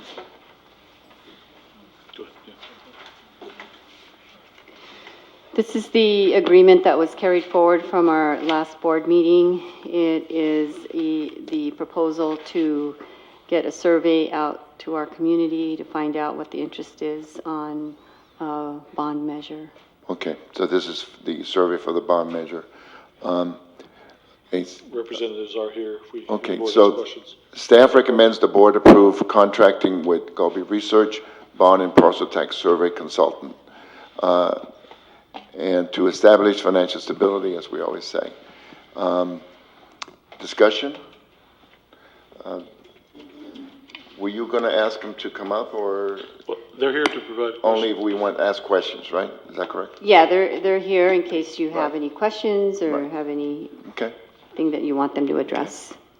Did you want to, since you're here, did you want to come up if you don't mind? Did you want to come up, please? Oh, I'm sorry. I thought there was a representative here. Oh, there's not? No. So Barry, come on. We'll have Mr. Chimmel come up. Oh, okay, I'm sorry, the solar. No, Forefront is here, I know that. Keep it brief, Barry. Okay, Member Martinez. Por favor. Hold on, no, Member Martinez, did you have a question? Well, I'll let him go ahead. Go ahead. This is a carryover item from October 17th, and the recommended action is to hire the Godby firm to poll the community for support of a parcel tax and/or bond that would build new schools by consolidating 2 existing schools into one with larger capacity. Before the board begins discussion, I'd like to thank 2 board members who called me to suggest that it's the September 5th board meeting that I need to show the whole plan. We've been chunking it, bringing a community along, and I took that as a great suggestion because I don't think they see the end. The end is December of 2028. And so we've talked about process. We're going to talk about what will you have in Newark in 2028 if the board should choose to do that. And I will do that on December 5th. But a key element of a plan, whether you choose to keep your 60-year-old schools band-aided and you think that'll be competitive for the next generation, that's a board decision. Or you want new schools for students that aren't here. We're going to have to find out what the citizens are willing to pay.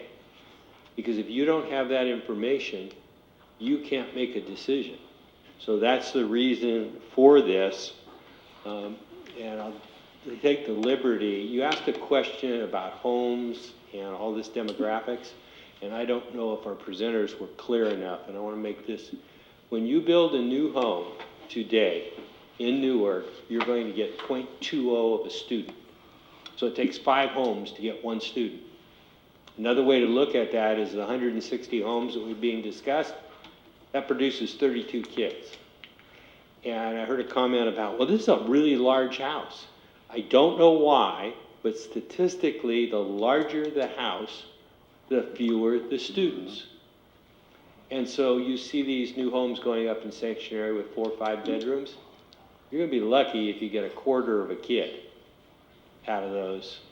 And so that is information. It was pretty clear tonight. You're going to be flat in enrollment for the future years. And Newark's fortunate. It looks like our birth rates are higher than the rest of California. And so that was part of the information we wanted to do, step 1. Are things going to stay the same? Yes, in terms of the number of kids. Now, do you want those kids going to schools that look like the way our schools look? That's your decision and your community's decision. And so that's why we're asking you to have research. Also, it will teach you and you'll learn what is the community at large, not the people that come to your board meeting constantly, those 10. They have very valid opinions, but you have 12,000 people. And you might want to expand on that. Okay, before I go to Member Martinez, Member Gutierrez, I just wanted to ask Mr. Schimmel. I know you met with them. What's on the agenda is for us to approve this particular firm doing a survey. And I think as discussed previously, it was 400 approximately. Correct. Right. The survey-based. Yes. Right. And then would one of the questions then be whether they want to improve our current schools or move to new schools like you've suggested? What they're going to do is recommend to the board, and the board may choose to have a couple of board members or the whole board design the survey. This is a board survey, not a staff survey. So the board could select 2 people, they could select all 5. They'll give you a prototype because they do this in all kinds of districts. Right. And how many questions normally would it be? I don't know the On an answer average. to that. I'm thinking about 15. They try to keep the survey to approximately 15 minutes, 15 to 20. If I can just add. Go ahead. I believe I was reading, depending on whether we do bond and partial, whether you just bond, it could go range anywhere from 18 to 22. Yes. Okay. Member Martinez. Thank you, Barry. I actually wanted to just comment that I'm really glad we waited from the last, at the last meeting. I know this topic was up. As we see the ADIS projections and as we try to also see, not try, but as we saw the enrollment projections, if we will continue to, or remain flat from a enrollment perspective. So we'll continue to struggle financially, I think, unfortunately. And then when you overlay on that, the ADIS detailed report where we are now looking at 220 million over the, or 200 million over the next 20 years. Regardless, we need to go look at how we're going to fund, whether it's status quo, which doesn't make a ton of sense, versus new building. So anyway, I just wanted to say that I'm much more comfortable today than I was 2 weeks ago with moving forward on this. I do have a question though on the agenda. It does say that we budgeted the cost, and did we budget and under what item?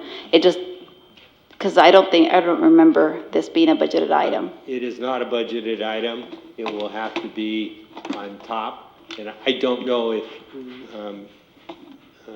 Mrs. Dela Cruz has switched something around, but we could do that.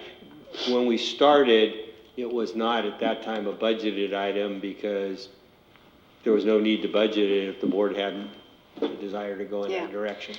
So- It's a small enough amount that we can live with it within our budget. Yeah, except, to, other comments from other board members, it's all these little ones, death by 1,000 cuts. So, anyhow, if we could just make sure we, make the adjustment if needed so that I understand it's a variance, because now it's a different, so we have to go find the money somewhere else. Thank you. It does say general fund, which means that we have to find the money, right? Yes, sir. Okay, Member Gutierrez. Thank you. And I do have to echo with Member Martinez that I am, more comfortable voting on this after our conversation. You did explain a lot of what they do. And I'm wondering if you could just take a couple seconds to explain a little bit of that, which is, it's not just phone calls. It's the meetings and things of that sort, because when I first saw this and I'm thinking they're just gonna go call people or send emails, as I say email or send phone calls and say, are you gonna vote for this? My immediate response is the community's gonna say no, no, no, and no. So can you just briefly give us an idea of what it's gonna look like? Excellent point. Point It of is- order, point of order. Member Martinez, do you want to? Oh, sorry, I just wondering if we should take a vote now, because, yeah. Yeah, we need to extend the time, I suggest to 11 o'clock. I actually, we could only extend once. I suggest Midnight? we go to 11:30. I would go. I would suspect we'd be done before then, but I'll probably go for 11:30 because Yeah, I don't we're think gonna- 1 hour is enough. We have this solar stuff I know, coming based up. on my experience, if you're just gonna do it once, it's better to go to midnight. Okay, then let's go. I move Go to midnight. I move that we extend the meeting till midnight. Second? Please vote, show of hands. No penalty if it's sooner. Okay. All right, sorry. Member Castillo, Member Gutierrez, sorry. or no? Thank you. Oh, I was supposed to sorry, ask Cesar. sorry, show of hands again. So sorry, Cesar first. Cesar first. My hand's down.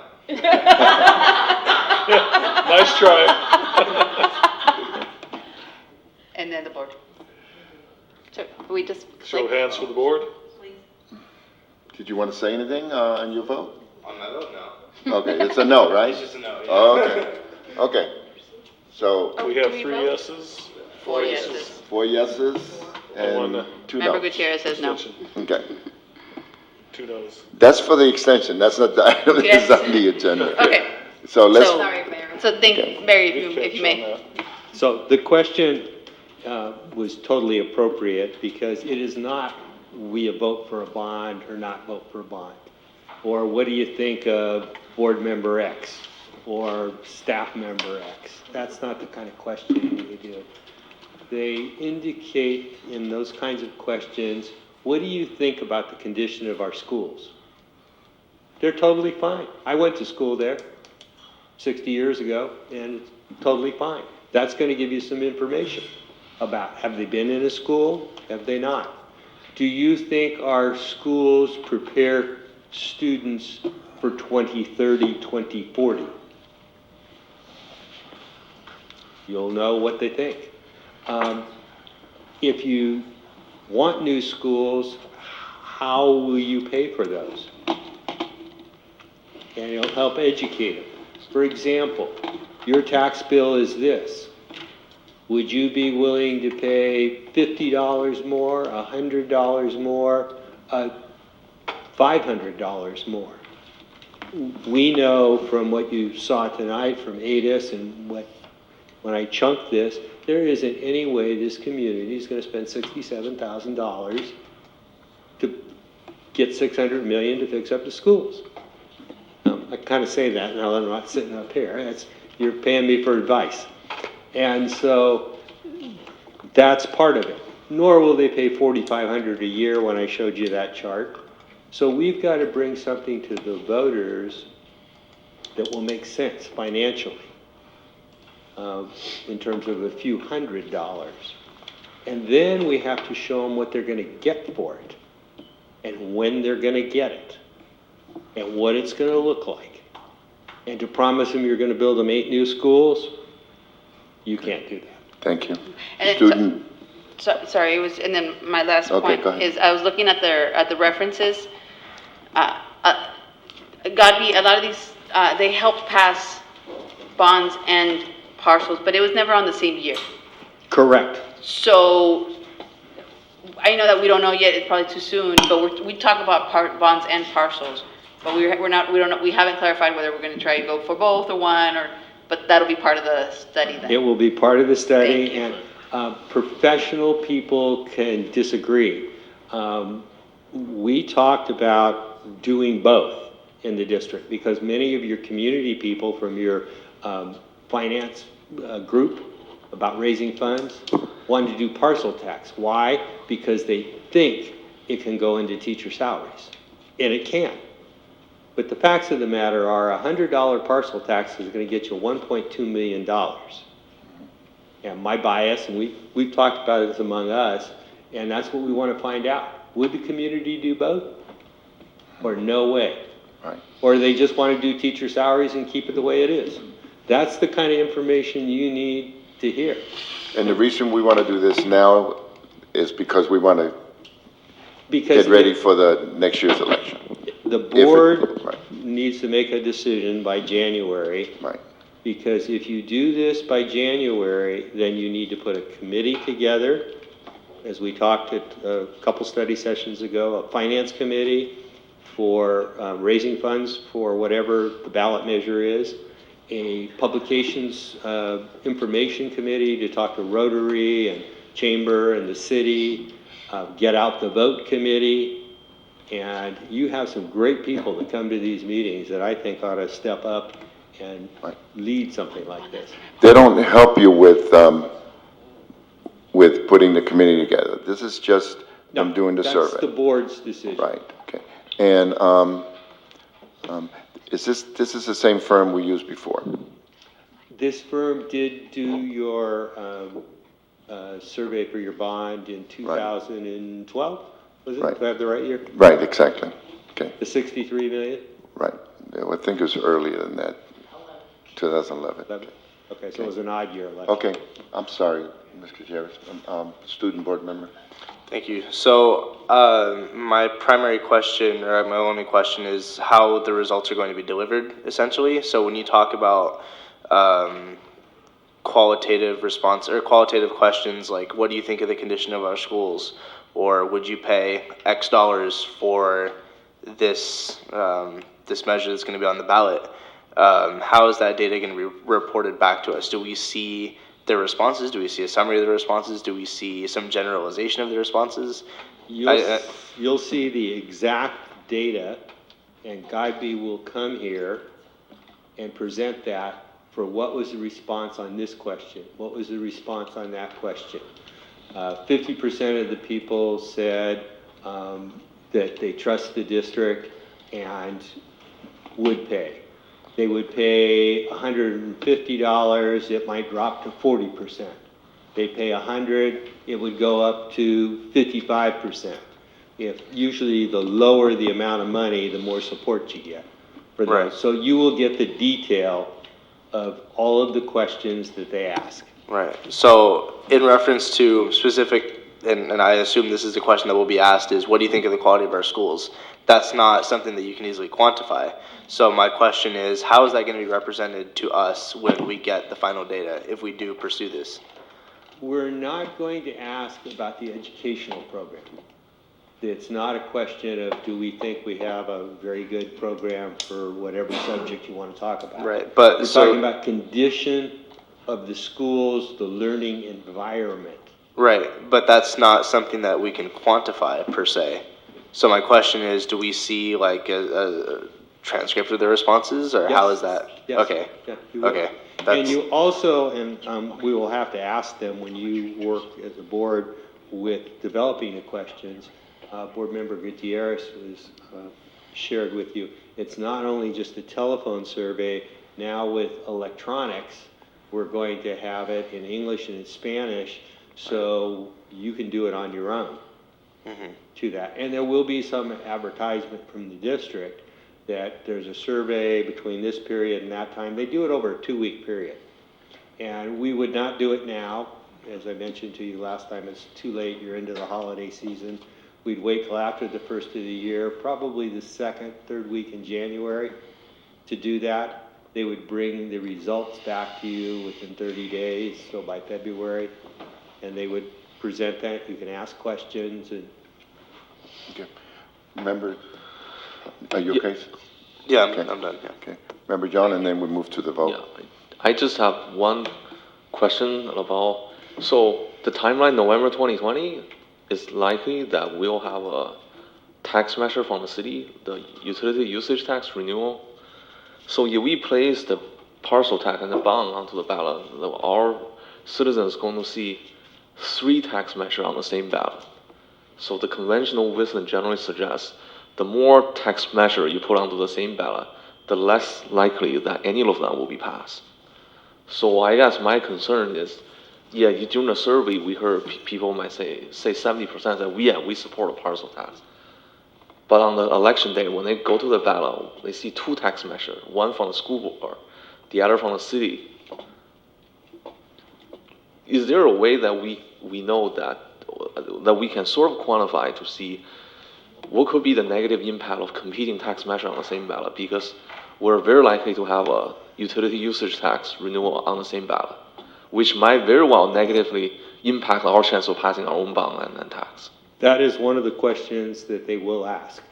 I did talk to our city manager, and there is an intention. He wouldn't tell me when or where it was going to come, but there is a renewal for the utility in Newark tax, and he was indicating that they look like they're going to do it in November of 20.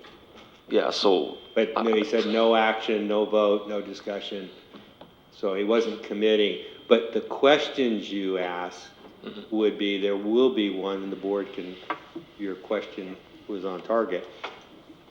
Would your opinion change about the money you would spend for the condition of Newark schools if you had to also vote for a utility tax for the city at the same time, renewing it? Now, the advantage of a renewal is most of the time they get renewed. Opinion, and I'm venturing out here since I'm only going to be here one more time. I don't know of too many school districts that put both a parcel tax and a bond on the ballot. Although I've been proven wrong. I worked for a district in Greenfield. We didn't have enough assessed valuation, and we put 2 parts. You can only go $60 per 100,000.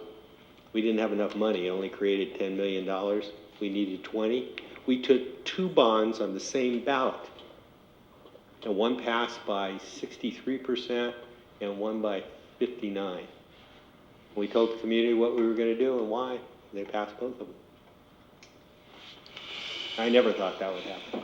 Okay, If I thank could you. just give one slight recommendation. Yeah, go ahead. I just wanted to give a recommendation. If this does move forward in the midst of doing the research and campaigning, can we try to maybe find companies that can try and reimburse this amount? Actually, this is totally legal.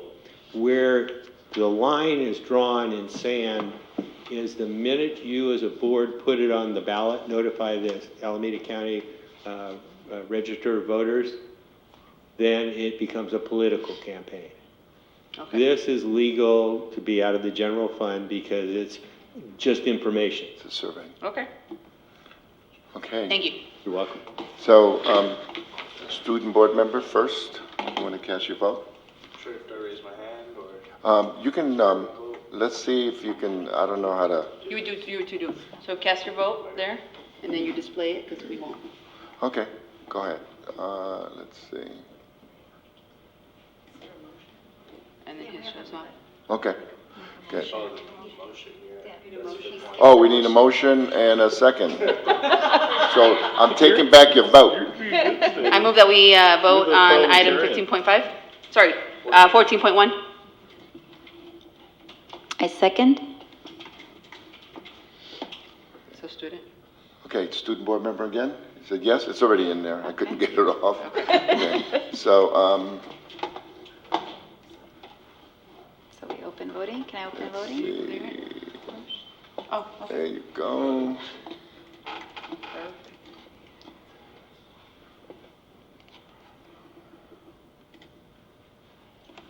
Okay, passes. I'll see you on December 5th. Thank you. Thank you, Barry. Thanks, Barry.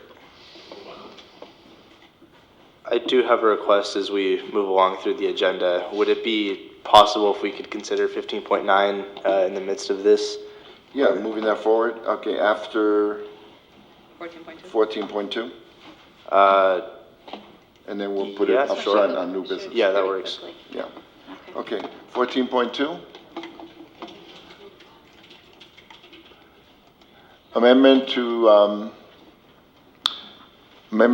to agreement with AC Transit for the Student Transit Pass Program. Staff recommends the board approve this amendment to the agreement. I move that we vote on item 14.2. I second. Motion. Go ahead, sorry. I second. Okay, student board member? Hold on. I'm the student. Okay. Hold on, we'll open for voting again. Okay, student board member, you're first. Okay. Display. Right?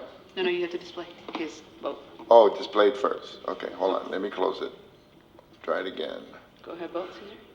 Okay, go ahead.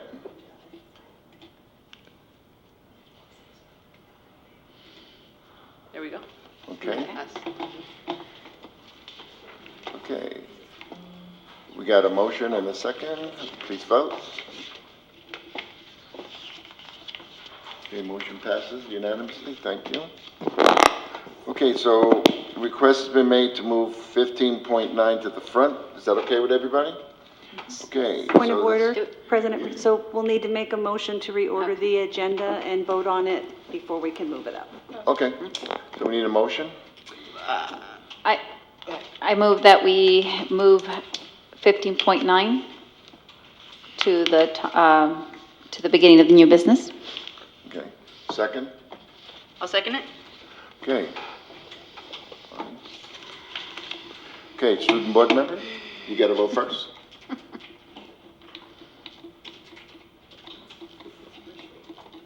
Okay, hold on, Bowen, I just wanted a point of order to state that this is the first reading. Do we want to vote on it now, or do any of the board members want to bring it back?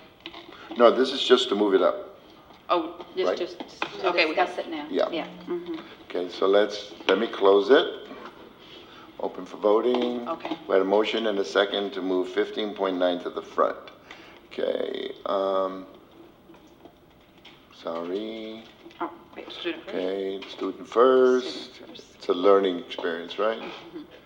Okay, good. Display. Okay, so yes, please vote. Oh, wait, there. Okay, motion passed unanimously. Okay, 15.9. Okay. Board policy 15.9. Staff recommends the board approve as presented or move to bring back for a second reading. It's first reading with recommended revisions. This is the first reading with board policy. The language is sanctioned by the California School Board Association. The administration has reviewed these documents for accuracy and made revisions to reflect district practice. Okay.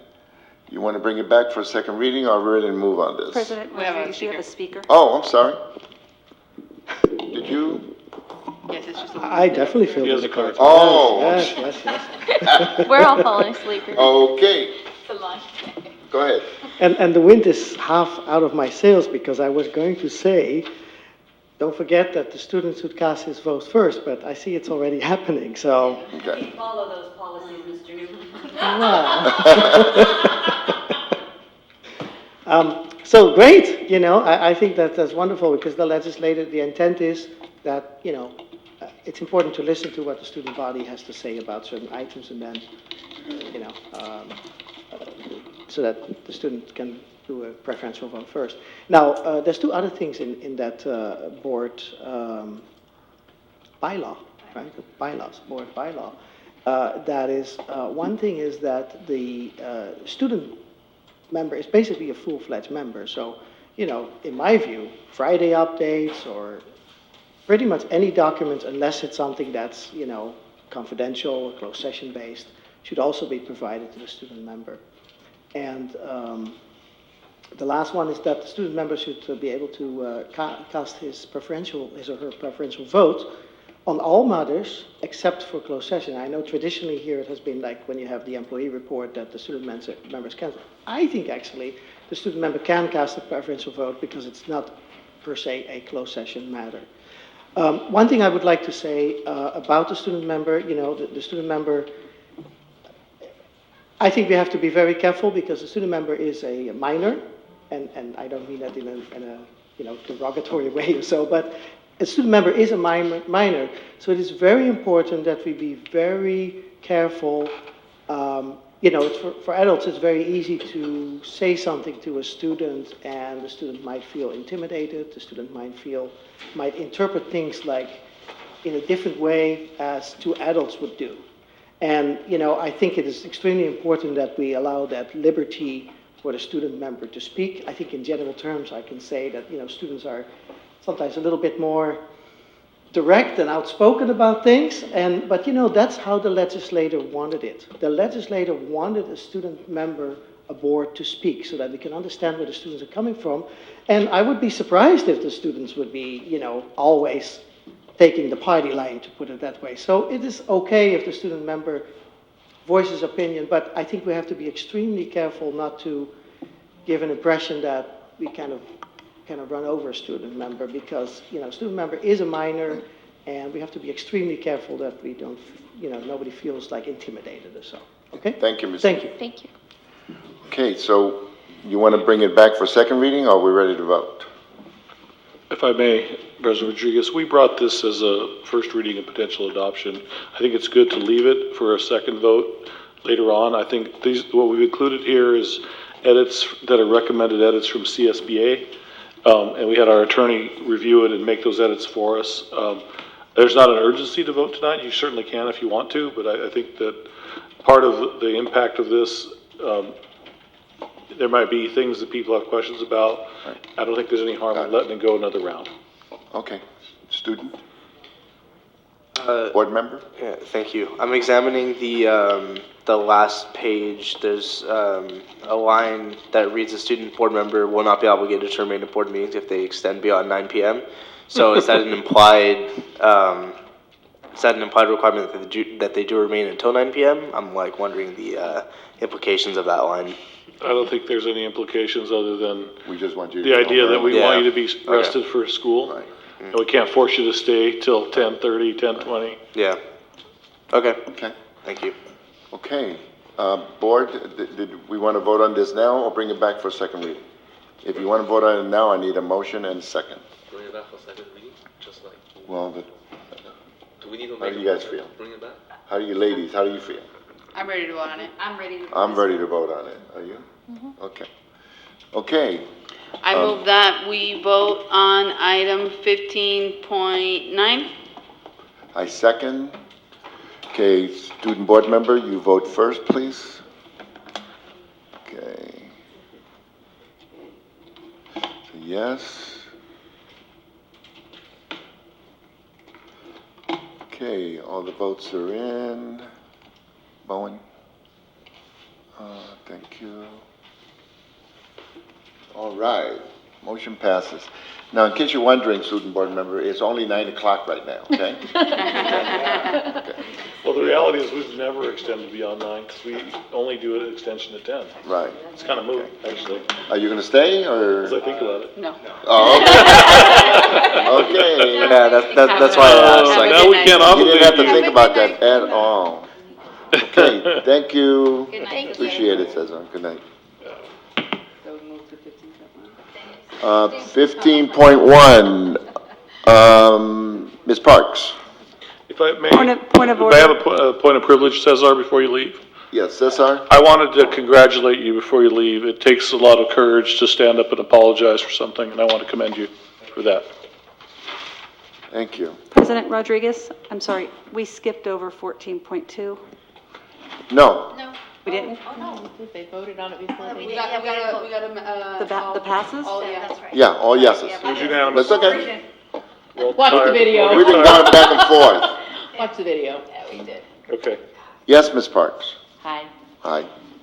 I pulled this item because, or asked to speak on this item because this also shows the financial impact was budgeted, and I don't know where I've ever seen that solar was budgeted.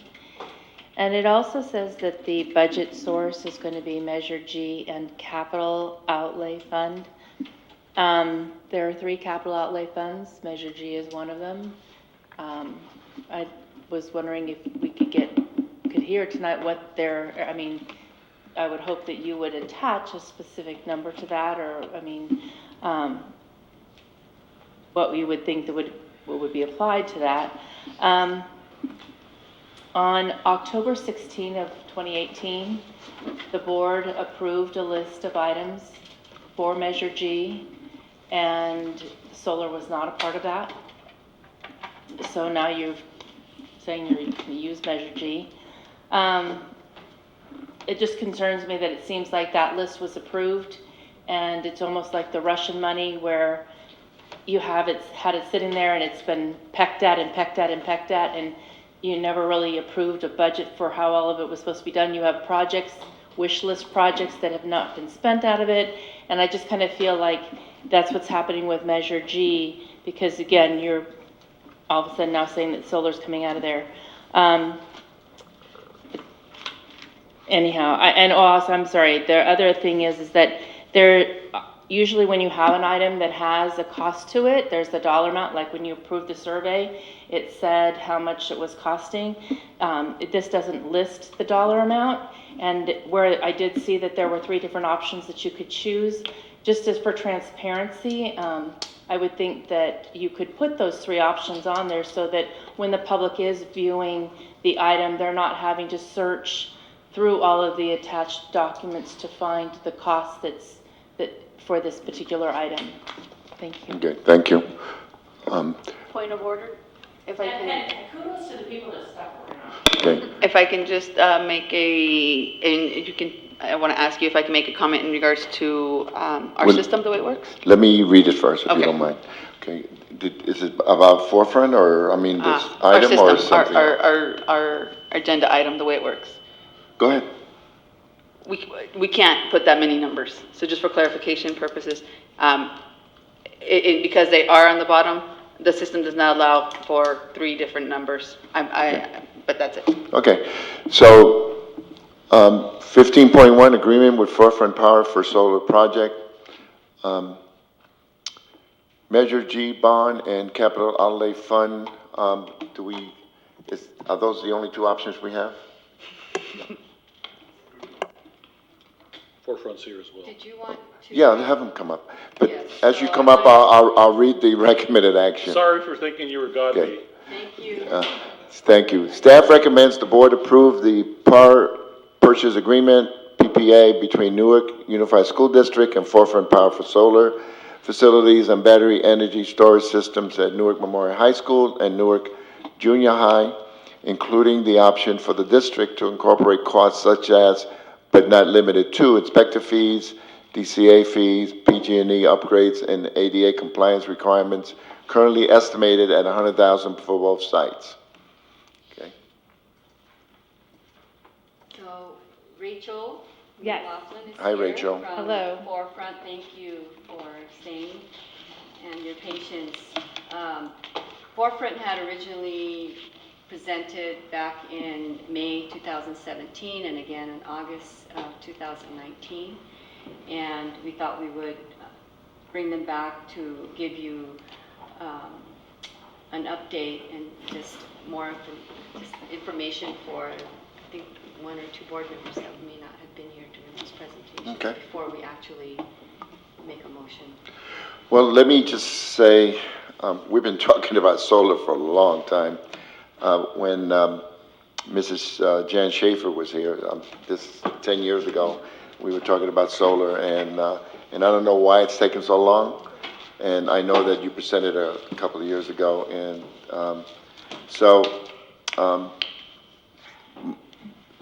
questions for any board member? I have one, but Do you guys have a presentation?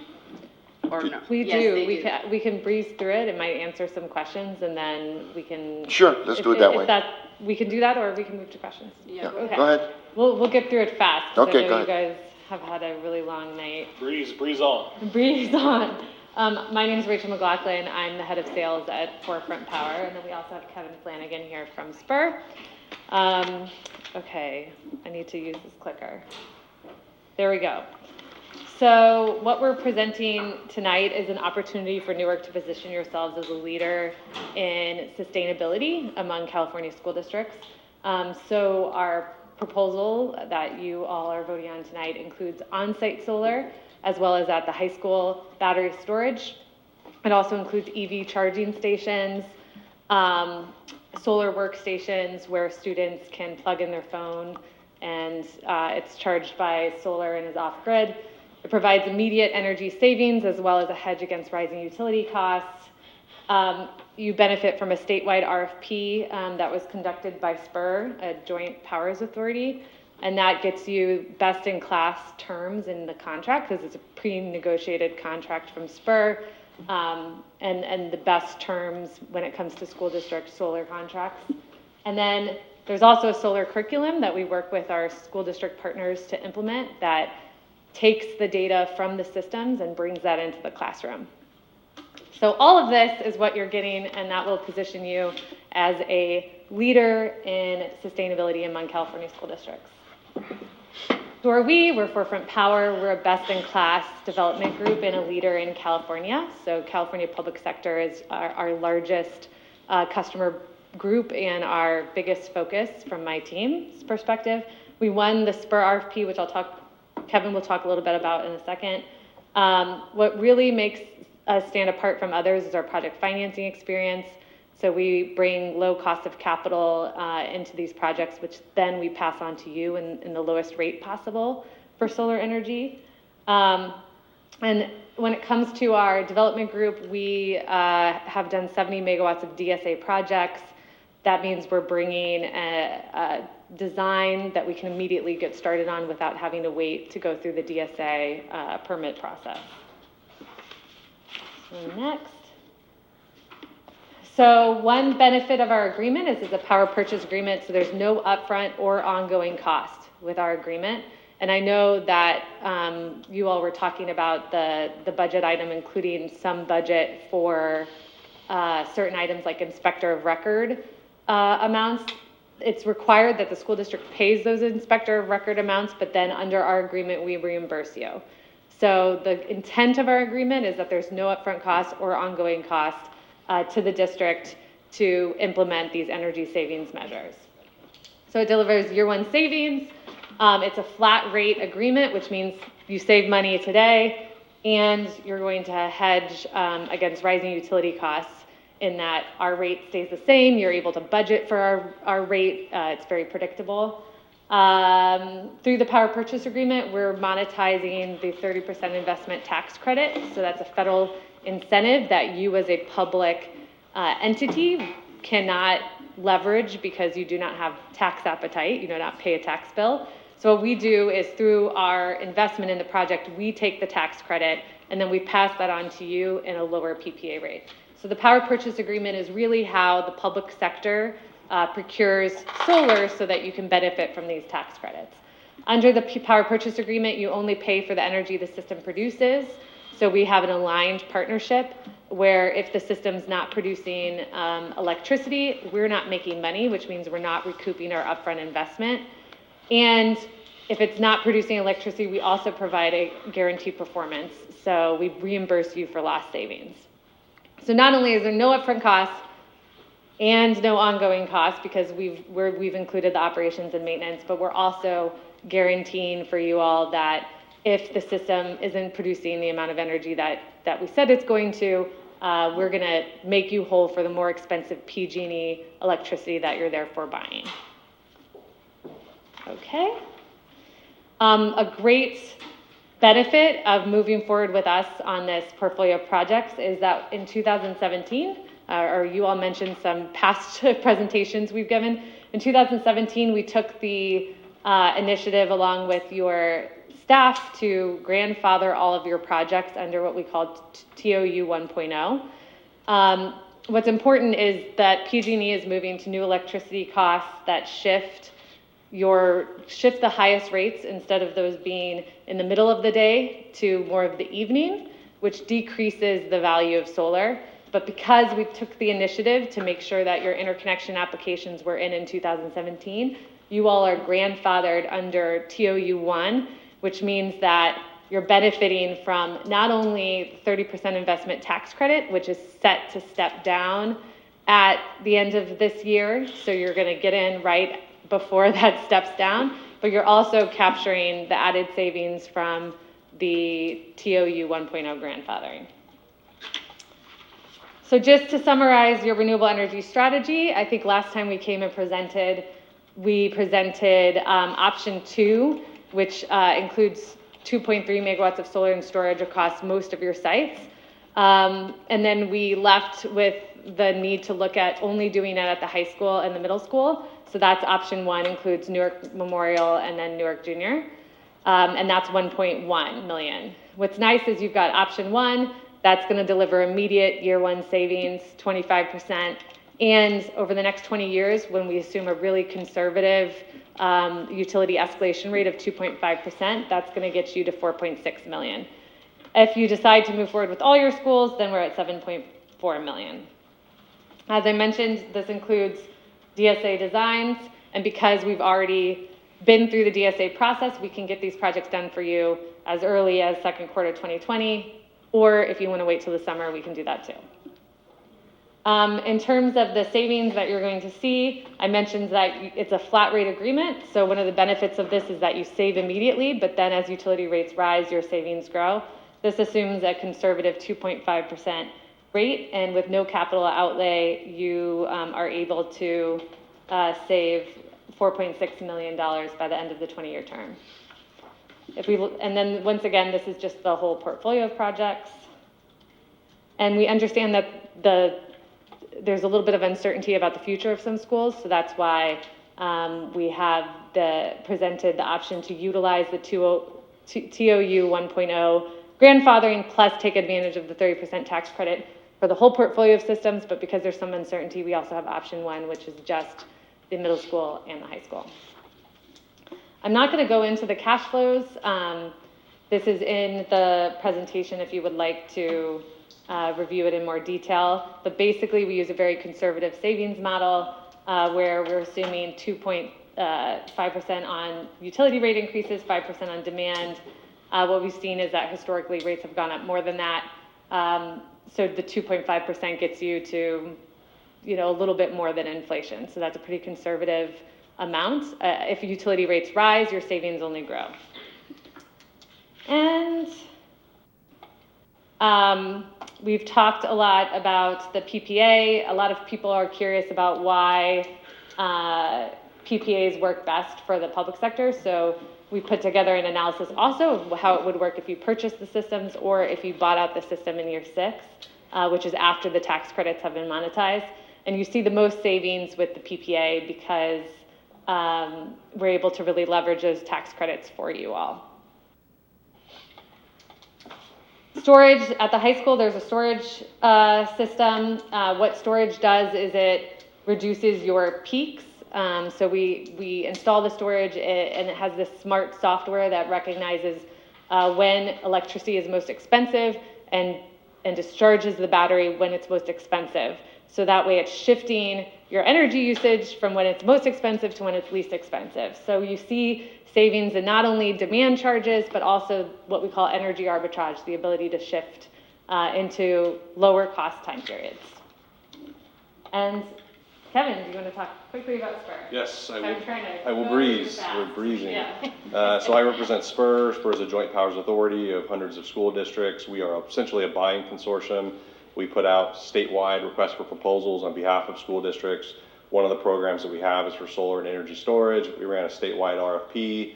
As a part of that RFP, we ultimately selected Forefront Power. we, the Spur, entered into a master contract with them. You, the district, are piggybacking off of that master contract, off of the RFP that we ran. The RFP has been piggybacked by over 24 school districts, as well as cities, counties across the state. It's a very popular procurement delivery method. You can go to the next slide. And then just advantages of using the REAP program. You're getting pre-negotiated contracts. So we've negotiated these contracts. They have very favorable terms and conditions for the school district. You're getting really great pricing. You're accelerating these projects so that you can get them built sooner and saving you money sooner. And ultimately, you're reducing your risk because we've negotiated these contracts on your behalf, and we've kind of gone through the details to make sure that the contracts are a good deal for the district. That was breezy. That was pretty breezy. Good job. And then, Keep going. just in terms of what else is included here, I think this is really neat. In addition to the schools having solar on site and the students being able to see the energy production from those storage systems via kiosks that we put in your buildings that show the production, and the STEM curriculum that we can help implement at the school district. They'll be able to see the data, utilize it in the classroom. In addition to that, we also have included EV charging stations, and for a more visceral experience with solar, students will have the solar workstations where they get to sit down and plug their devices and see that it's charged from solar. And then we also work with you all to make sure that you're amplifying your message and that everyone sees what you're doing here, both in terms of cost savings and sustainability. So we have a marketing team that does job fairs. We come into the classroom, do presentations on our own careers in solar and how we got them. And we do ribbon cuttings and press releases. Of course, we only do what you all want. We can offer the whole suite of services, and you tell us what you want. And then finally, in terms of assumptions, what's great is since the last board meeting, we've been able to spend a lot of time with your staff to make, Susan, Barry, and Marie, to make sure that we're refining the scope and really including everything. So when we're presenting this pricing, there's no gotchas later. So once again, we talked about how we include the inspector of record and special testing fees, and we'll reimburse you for those once you've paid them. We also have included the right canopy height and made sure that we're looking at the right conduit size. The one thing that it says is not included is ADA upgrade requirements. So we install the system so that it complies with ADA. Sometimes when we go in to do parking lot projects, we discover that the parking lot is not ADA compliant. And so because we're the next project, we have to bring it up to code. That is not something that we can really ascertain till we're out there with the architect of record. So what we did is we included in that savings analysis I showed you $30,000 per site of ADA upgrades. If these upgrades are not needed, then your savings go up from what I just showed you. So we've already budgeted for it in the savings, but it's not included in the PPA rate. And what's nice about the Spur contract is that they know this ADA thing exists, and they've negotiated on behalf of the school districts a very clear calculation for if there are ADA expenses, how the PPA rate changes. And I think that's it. Okay. I don't know. That was really fast, but I may have still talked too long. Sorry, guys. Member Jean. Thank you for your presentation. I have a question actually both for you and for our district leadership.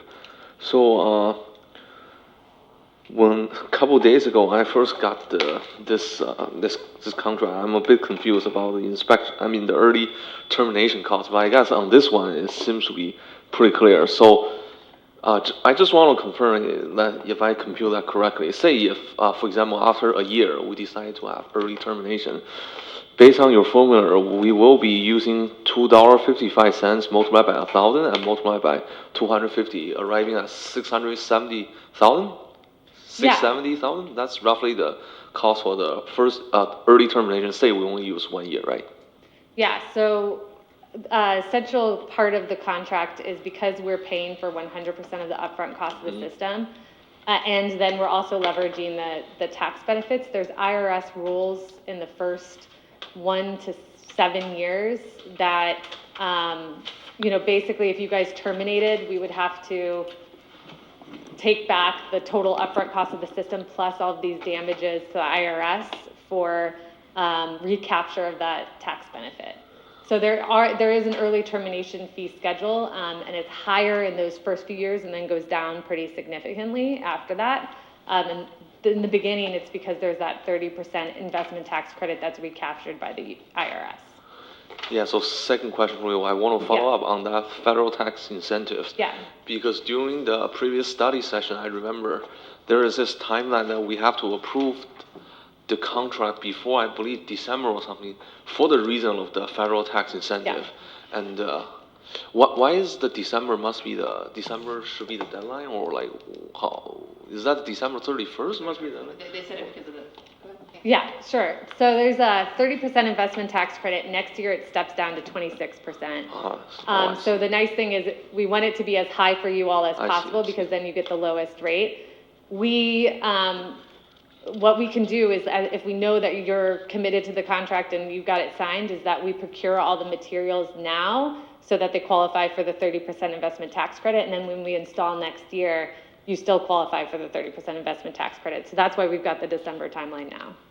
Oh, so the timeline for the 30% tax credit is not the installation time. It's actually the approval. It's we've got to buy the stuff. Okay. Deadline. Yeah. And the other thing I want to confirm is the three potential costs for the district.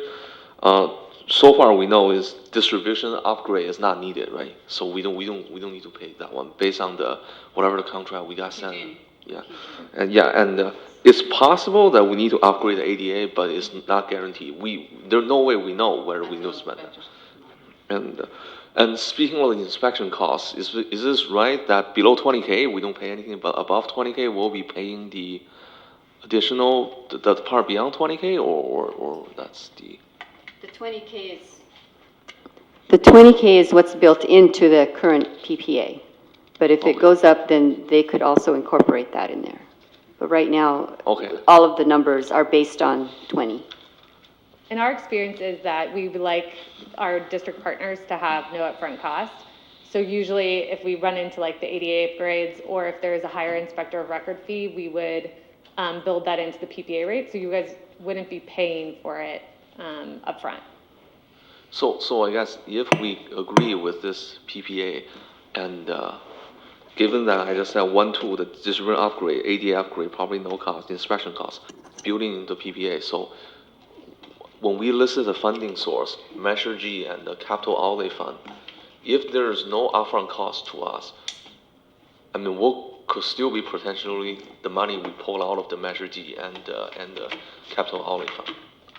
And even member Gutierrez mentioned there can be 3 possible numbers. What could be the 3 possible numbers there? No, I mentioned 3 possible numbers because of Ms. Parks. Ms. Parks, so I'll clarify. Ms. Parks was saying, why isn't the number on here? Okay. So what the cost would be, and I was just saying, she's like, you could have the 3 numbers on there. I was just clarifying that as the program, the way the program works, we can't have the number here that says we're going to spend 20,000, 30,000, 50,000. So not because I'm saying that there are 3 numbers that we could potentially pay. Then I guess the question is, what could possibly be paid out of the capital outlay fund and Measure G fund if there's no upfront cost? Yes. So initially, if you decide, well, the district has to pay for the inspector of record, and then Forefront will reimburse us. So we have to take it out of one of those 2 budgets first, and then we will get reimbursed. And that's what we said, below 20K, right? Yes. Okay. That's it? Okay, and I have a couple questions, so a few actually, and at any time, President, if you need to stop me, feel free. I believe, and this is, some of these questions are in relation to the contract. If we decide to purchase outright, there's potentially still a termination fee, even though we purchased, right? No, so in the schedule, you'll see that there's two values. One is if you take title to the system, and the other one is if you don't take title to the system. So by purchasing, you're taking title to the system. And termination completely, fee goes up. So you pay that fee, and then you take title to the system. Okay. There's discussion in the contract in regards to removal. If for whatever reason whatever needs to get removed, you guys have to repair the building as was prior. When the example was, if it's in a roof, potential leaks. I know that you guys would make sure that there's no leaks, but I'm just thinking scenario here, it's summer, it hasn't rained, we won't know. Pretty much how long is your work guaranteed? Because when winter comes, we get rains, we notice that there's a leak that actually relates to the work that you guys did. Would that be something that you guys would cover? Yeah, so we have a 20-year agreement with you all, and if we find that there's something that happened to your property that's a result of the solar installation, then under the contract, we're responsible for that. Okay. If there's any vandalism that happened to the equipment, who would be responsible for that? So for vandalism, we have an insurance policy on the system. We haven't had that situation. We did have a situation at CSU where a kid drove a U-Haul into the system. Okay. But then we replaced it with our insurance policy. So you'll have two insurance because the district will have theirs also. Yes, because exactly. It's on our property. Yes. So maybe with the both policies, they can waive the deductible if something happens, right? Yes, you all will have insurance and we will have Doubtful. insurance. I Yes. apologize, I have some issues with my legs right now, but member Martinez will take over. Okay, thank you again. Okay. Why can we not heat a pool with the energy that we? Yeah, I'm so thankful you read the contract. That's a random thing. So the IRS does not allow you to take the tax credit if you're heating a pool. So if you're like a resident, or if you're at your house, you've got a pool and you install a solar water heating system for your pool, that does not qualify for the 30% investment tax credit. Okay. Very random. Okay. Even they know it's a. And then I believe the usage of the storage system, you guys could potentially sell to third parties, the energy that we save in the storage system. Oh, so with the storage array, we are, I think I know the part of the language you're referring to. If I'd had to. I think that's where we can potentially generate revenue. Yes. Well, that's what I was saying, yes. So I think the section you're talking about, so with storage, it's a new thing. So we know that there are certain revenue streams today that you can benefit from, and that's saving money on your demand charges and energy arbitrage.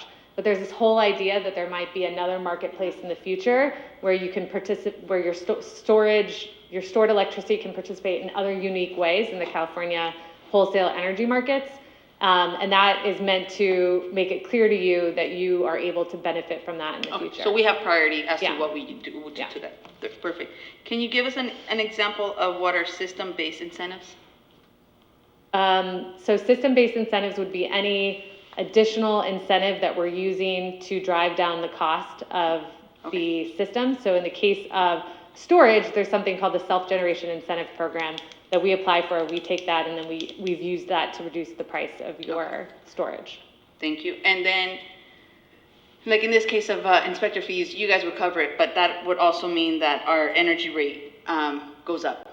We've included $20,000 of inspector of record fees, and that's what we normally see. So you shouldn't see a PPA rate increase from that. Okay.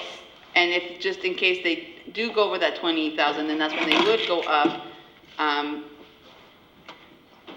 I mean, based on your experience, 20,000 is reasonable, and Yeah. we shouldn't be Yeah. going over that rate. Because the reason why I was going at is, if for whatever reason that the rate did go up, how can we get an idea of what the bill might look like to make sure that we're actually saving? Yeah, and one advantage of the SPUR contract, I don't know. So we've got a transparent formula built into the contract that deals with those kinds of things, right? Because you want to know, like, the cost isn't going to go up where you're not saving money, and so that's good. There's transparency there. And I think just to answer your question about, like, okay, let's say another $20,000 for whatever reason, inspector's fees went up another $20,000. You have the choice to raise the PPA rate. It would raise it just a minuscule amount. You guys would barely notice it on your overall savings. These are it's a multi-million-dollar project, so it's not going to move the needle much. Okay, and then lastly, it goes to Ms. Dela Cruz. It was recommended that diagrams be included in the contract. And based on that recommendation, if we were to move forward with this, it means that the contract would be approved. Would it be possible to amend?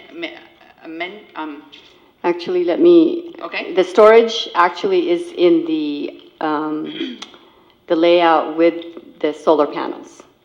So it wasn't included with the storage agreement. It's included in the solar. So the diagram. So that's the diagram is that there. we recommend are we, there? Yeah, that was one thing that I was asking Brian about, and they clarified it because we were looking for it under the storage agreement, but it's actually included in the other agreement. Okay. So the location is in the diagram. Thank you. That's it for me. I'm next.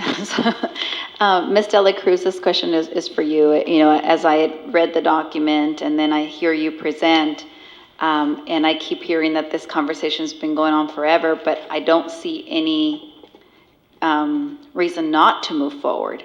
So I think there's a couple of questions that it's now to you, which is, obviously there's a lot of numbers, a lot of big dollars. You know, have you had the opportunity to really pressure test those numbers? And are there, of any of those streams, I suppose, of opportunity for savings for us, is there one area that you would be concerned that's most risky for us? And the reason I ask that is as I look at the map of schools, or systems that are participating, there's not a lot around us. So I'm curious as to why not? What would the risk be that others are assessing that we may not be? Yeah, I've had a chance to look at the cash flow projections and kind of compared it to what I've seen before, and what Spur and Forefront have come up with actually makes sense in terms, I mean, it's like a lease agreement, and having the savings in the first year, whereas some other leases, you don't see your break-even point for sometimes in 10, 15 years where you're not even realizing any savings. So knowing that they've also gone through a process where the RFP was sent out statewide and it's gone through the whole vetting, I'm pretty comfortable. And I can just add, the reason, so the map you saw was a list of all the school districts that have used our program. The reason there aren't a lot of Bay Area schools on that map is because a lot of those Bay Area schools already have done solar in our program, and they did solar before our program was created. And that's, and really, I mean, honestly, you guys have waited, but the waiting has been good. You're getting a really good deal. You're getting your project done right before the tax credits decline, and you're really kind of like hitting the sweet spot. So you can take credit for that if you want. Sometimes, we want that in the press release.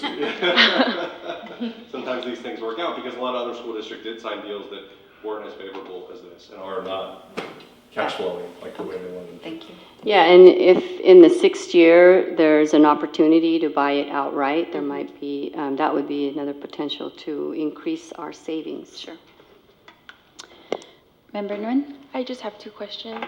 So I know that you guys mentioned that there's no upfront cost, but what is, and I didn't see it in the contract, or I may have missed it, but for annual support and maintenance, it's not included in there? Is there annual support and maintenance? So the cost of operations and maintenance is included in our rate. Okay. So we're the owner of the system and we're responsible for operating and maintaining it for 20 years. Okay. And then the second question is, after the 5th year into the 6th year, what is the total cost to buy outright? I don't know that off the top of my head, but you can see in the contract that there's a schedule of... Yeah, but I have to calculate it. Yeah. And I don't want to. I want to see a number. I don't know it off the top of my head, but it's that value times the system size in kilowatts times 1,000. Okay. Yeah. Do you know it off the top of your head? I wish I did. Okay. I was like, maybe Kevin has skills I don't have. But we can certainly get back to you on that question. Yeah, we can. That's okay, I can figure it out. If you can give me the calculation again. Oh, yeah, so it's that amount in the schedule, because Okay. that's a per watt figure, so then you multiply it by the system size.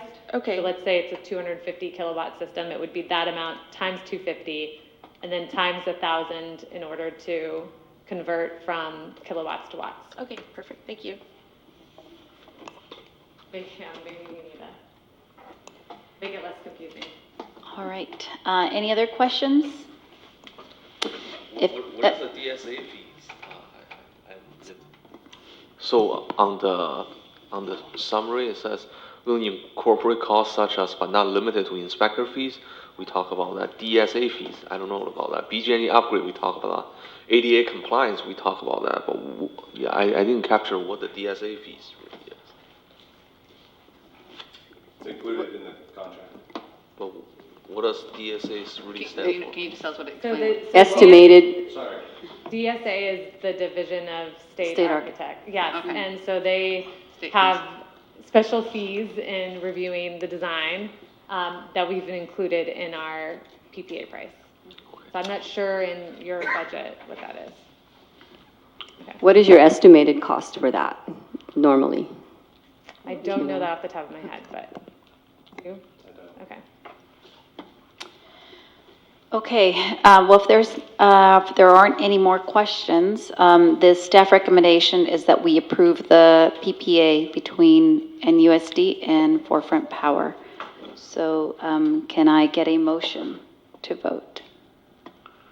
I move that we vote on item 15.1. I second. Okay, so this is I'm gonna try to figure this out. Just open voting.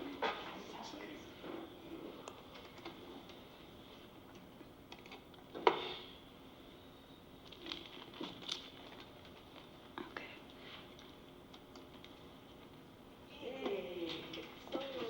It passes with 4 ayes. Well, we're really, really looking forward to this partnership. Thank you for having us tonight, and Thank you so much. One more resolution, but Right. we're almost there. yeah, okay. One more.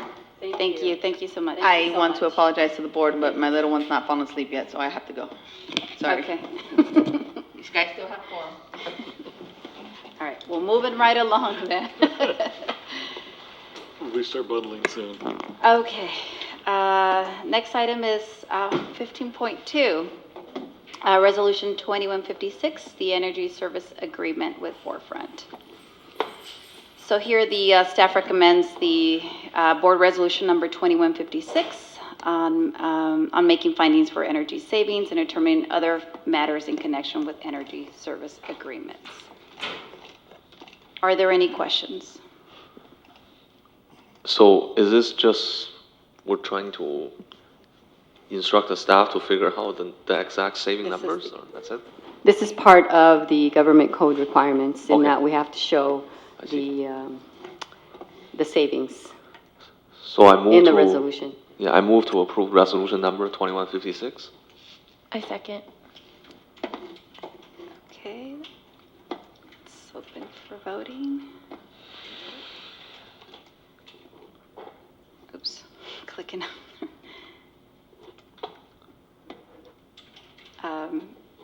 Unanimous with 3 votes, positive votes.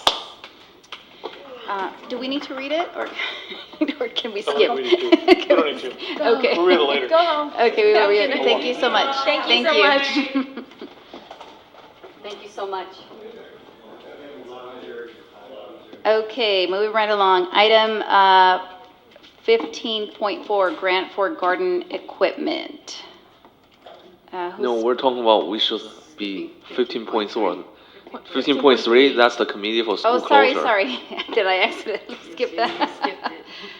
Wait, didn't, I'm going to, sorry. I skipped item 15.3, resolution number 2051 to authorize the formation of a district advisory board, 7-Eleven committee. we could have some discussion here. I know that both myself and Member Gutierrez had some concerns about this particular item. So Superintendent's not here, but my recommendation would be to pull the item and bring it back to the next meeting. Okay. Given the public sensitivity for this issue, I would say probably we want a full house here before we can act on this item. And have the entire board weigh in on this particular one. So in this case, do we need a motion to? So we need a motion to continue item 15.3 to the next meeting.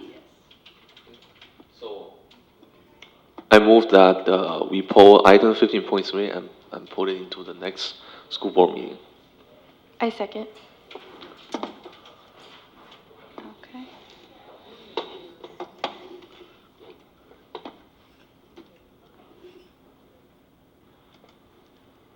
Okay, unanimous. We will move it. We will continue this to next meeting in 2 weeks. Item 15.4, grant for garden equipment. Who on the staff will be speaking to this? Only the MOT, right? Yeah, so this grant provides $59,704 to replace our diesel equipment. And as part of the process, the district will actually pay up front, and then the Bay Area Quality will reimburse us as part of the grant. Are there any questions? Can I get a motion to vote on item 15.4? I move to approve item 15.4, grant for garden equipment. I second.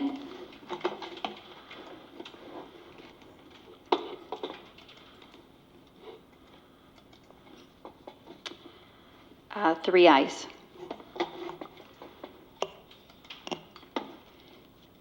Moving to item 15.5, board policy 9322, I'm sorry, the agenda and meetings materials.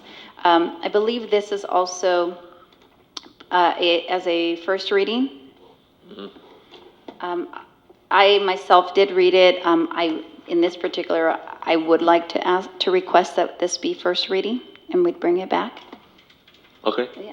Is that okay with everyone? Yep. Should we do it for Given we for all of them? Yeah, we don't really have a And you complete could board. bundle all of those if you'd like to together. And, Okay. If you chose to, you could bundle that group of first readings and group improvement once. Okay. And then leave the others standalone. That'll help you move quicker.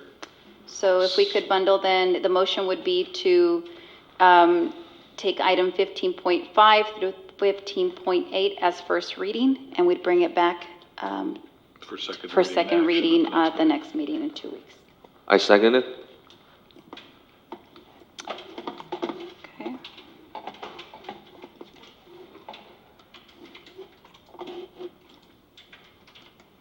So there's not an action required for first reading only, correct?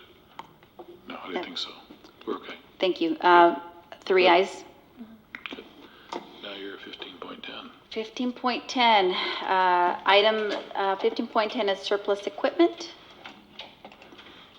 Who will be reviewing this one? This is largely outdated computer equipment that we need to dispose of. And there's also some vehicles that we're trying to dispose of that are beyond their useful life, a turbo mower and a Hustler diesel riding mower. Okay, any questions for staff on this item? If not, can I get a motion to vote on item 15.10, surplus equipment? I move to approve resolution number 2159, which lists items we declare as surplus to the needs of the district. I second.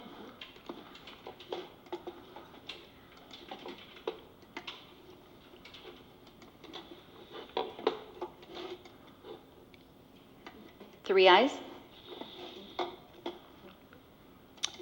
Item 15.11, donations report. Superintendent. I would like to read the donations report at this time. $3,235 for Newark Junior High from Newark Junior High ASB for science classes. $25 for Birch Grove Intermediate from Muhammad Abu Shahar for school uses determined by the principal. $2,000 for Graham Elementary from Newark Educational Foundation for 6th grade science camp. $2,000 for Schilling Elementary from Newark Education Foundation for 6th grade science camp fund. In-kind donation of desks and filing cabinets for Newark Memorial High School for Fremont Bank. Ms. Seal Santos for Newark Memorial High School staff. And an in-kind donation of a refrigerator to the McGregor Center from Leslie Tamadong for use by the McGregor Center, totaling $7,260. Thank you. Are there any questions or comments to staff? If not, can I get a motion to approve the donations report? I move to accept the donation report as presented. I second.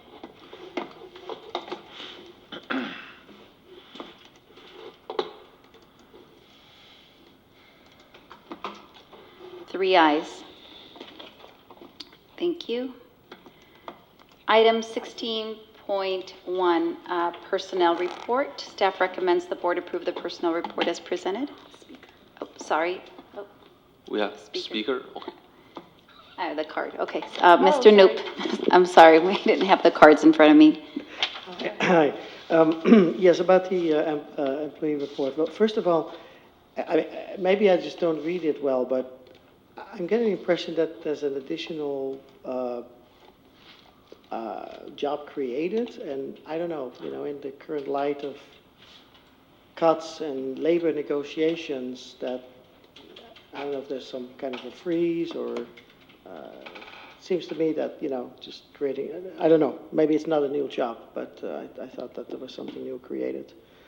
I just wanted to, I know I'm harping on this, but I actually checked. So I checked Fremont, I checked New Haven, and I checked Hayward. And all of these districts, when there is a termination for whatever reason, the full name is provided. So both Hayward, New Haven, Fremont, they have that practice. I have no reason to believe their other districts don't have that either. So I'm really surprised why for termination we have these IDs. I can understand in an exceptional case if there's a dispute or something that you almost have to put an ID. But in most cases, you wouldn't, and you would want to inform the board who's leaving. Sometimes people retire, and that's, hopefully a pleasant, a cheering event, and people would like to know that. So I would really ask to revisit that thought and see if we can put the names back on, even in case of terminations. Of course, there will always be exceptions when there's a special situation, but again, surrounding districts do it too, so I don't see any reason why we don't do it. And we need to be transparent, and we need to tell, I'll share anybody who wants to know, I share my findings, and I'll send the employee reports from the last 2 board meetings, so everybody can see what it says. Thank you. Thank you, Mr. Noop.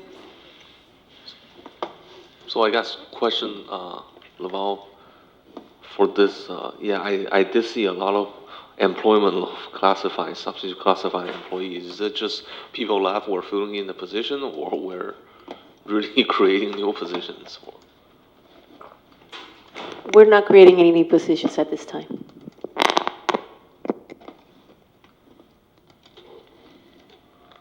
So all those are just filling in positions that people left? Open positions. Okay.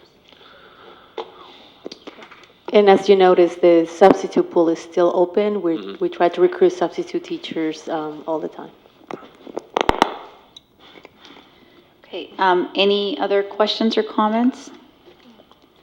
If not, can I get a motion to vote on item 16.1, personnel report? I move to vote on item 16.1, personnel report. I second.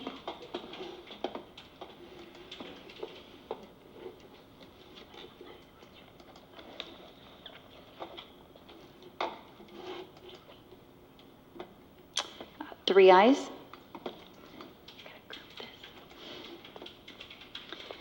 Okay, so consent agenda, non-personnel items.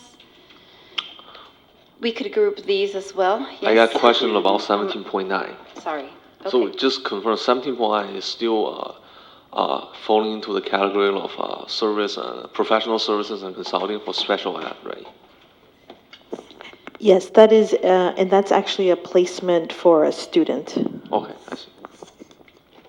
And we had already pulled item 17.10. So in this case, sorry, Mr. Zhang, sorry, did you want us to pull 17.9 then? For Yes, discussion? we can include it into the same bowl. I just want to confirm 17.9 is the professional services consulting. Okay, so, sorry. And it was a student who moved into the area that was already at this placement, so we continue with the placement. Okay, I see. So can I get a motion to approve items 17.1 through 17.9?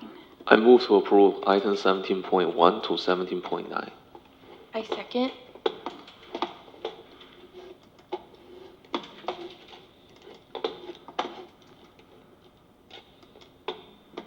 Three ayes.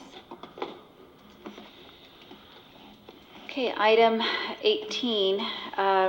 This is our Board of Education Committee reports, announcements, requests. So, Member Zhang? just like I think today we voted on a lot of issues that have some concern about Measure G bond.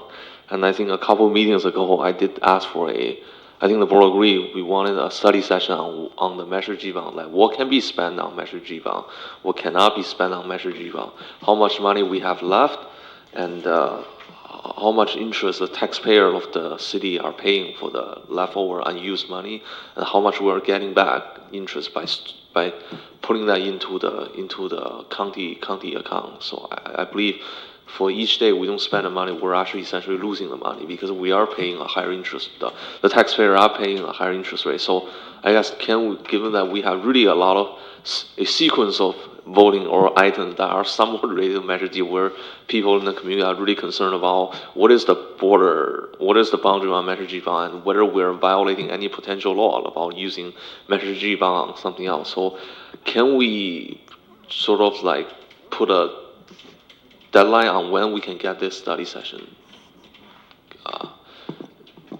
Whenever you would like it. I think part of why it's gotten delayed is we've had other requests for study sessions, so we can schedule it at the next. Does the board feel comfortable that we get this study session by the end of this year for the Measure G bond?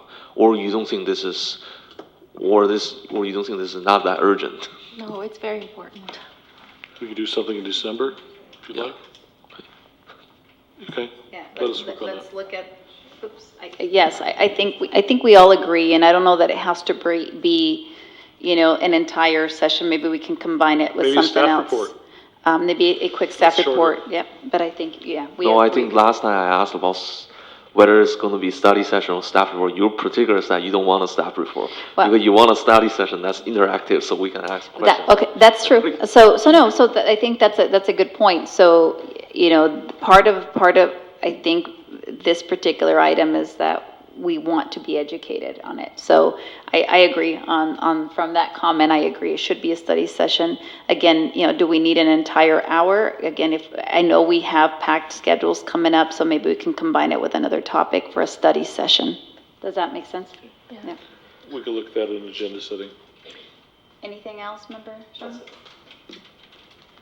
Member Nun? So I just have a quick comment. I know that when we get reports and stuff and we ask for itemized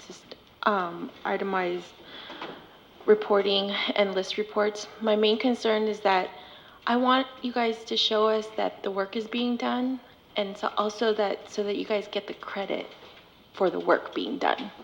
So the reports that are given to us, it gives us the numbers that there are requests coming in, and that yes, you guys are doing the work, but nowhere, it doesn't solidify that the work is being done. And it is so important because the last report that you guys gave us with the work in progress, there's only 9 items left. But on the report that you guys showed us for for the from July to October, it says 250. So that's when people look at it outside from, in the public, they're thinking, oh my gosh, they're not getting anything done, because they don't That's a understand. good point. Yeah, thank you. On that report that you have, it's only the HVAC, Right. right? And Yeah. I hear what you're saying. So in the other report, it's total work orders completed and not completed. That's correct. But I mean, I You want the want, detail. Monthly status report. yeah, a monthly status report that has details so that they understand. I mean, like when we put out whole numbers like that, they can't decipher exactly, and then it gets confusing a little bit. So we want to be exact, and we want to make sure that you guys get credit for the work that you guys do. Good point. Yeah. Anything else? No. Just piggybacking on this, the maintenance item. So first of all, thank you for sharing that information. It wasn't maybe kind of what I was expecting, but it's a start. And I think part of it is exactly that. It's just the correlation of all those numbers versus kind of the HVAC report. And I think that, we are a microcosm of the community. So if, how long did it take us to get visibility to that? So then my question is, or I wonder, how much visibility do our staff at the schools have to where their particular request is on the list? So, and it goes a little bit down, I asked a pretty technical question earlier. Do we have mean time to repair data? I mean, that's just in terms of how we are developing our system of tracking, but also reporting. I think that's important. So just something for you to explore. I know even if we can just start reporting at this level, that's a big win, but I think the next step would be to evolve into more meaningful and analytical data of maintenance operations. So thank you for that. Of course, I have to ask about my counselor data. So yes, we have that as part of our study session for our next board meeting. Okay, so thank you. I appreciate that. I think about, we were joking about what a packed agenda this was. And I think we need to look at the process of agenda setting. When we have such heavy topics, big decisions, we need to make some determinations about things that need to go on hold. Of course, we want to decide on everything, but I can speak for myself, other members, as well. Many of us are working, and to truly do the due diligence that we would want to be able to come back to you and ask questions so that we're not having so much discussion during the meeting, I just don't think it's as productive. So, Superintendent, I think maybe at the next agenda setting meeting, we really should discuss, how are items getting on the agenda and figuring out a process to make some decisions about how to cut on items that we can. Okay, so that was just a comment. So speaking of that agenda setting, what I heard is there used to be a time that the president and the vice president will be both sitting in the agenda setting session. So what happened to that tradition that right now we sort of have a second board member alternate to go with the president? It generally serves as the style of the president. That's one of the things that the president's able to do, is to say, I want one board member, I want the VP. It depends on how the president wants to run the agenda setting. But we're open to whatever. I think there's lots of ways to be able to get to the depth you want without being exhausted. I think that's part of the challenge too. What I heard is that VP and president together, that rule is sort of a board rule. Either that's single-handedly changed by the president, or I don't believe there's ever a vote to change that. I don't believe that's in the handbook. Okay. And that's the other governance tool for the board, is the handbook. So that could be a potential edit for the handbook, or we could review that. But I think that's part of the answer is we could do whatever the board wants, but you have to agree. That's all. Yep. That's all. Right, and I think that's even just the process of getting items on the agenda. I keep hearing, so I think both,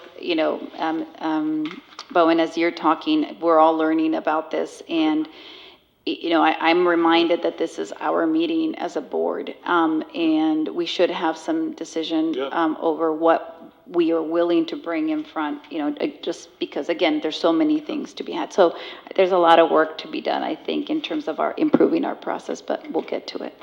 Yep. And, sorry, I was about to skip over you, Superintendent. Section, or item 19.1. One thing we can do is, just to kind of continue on the same theme, that I think I've seen that I've done before that's helpful, is we could map out study sessions for the remainder of the year and maybe have the board even help sequence that in a open session where all of you weigh in on what should go first, because that's part of the challenge. We have so many things that we have to compete for. We have to do that. But no, I think we definitely could look at how we could streamline that. The only other comment I had was for the board to consider a rule that if you extend the meeting and vote yes, that you have to stay for the meeting. That's for Ray. I hope you're still watching, Ray. But no, that's all I have. Thank you. Oh, sure. Sure. And just a reminder, tomorrow at Schilling Elementary, there will be a breakfast celebration in honor of veterans at 8:30 a.m. at Schilling Elementary. And I did message Mr. Rodriguez before he left, so he could have that as a reminder. All right. And sorry, just to clarify again, I believe we do need a motion to adjourn. I know that we don't normally do that, so I would, can ask for a motion to adjourn. I second. Okay. Open voting. Please vote. I didn't even want to vote. All right, 3 ayes. Do you want to hit that? 39 minutes early. Let's. Come on, Miss. You gotta do it. Meeting adjourned at 11:21. Thank you.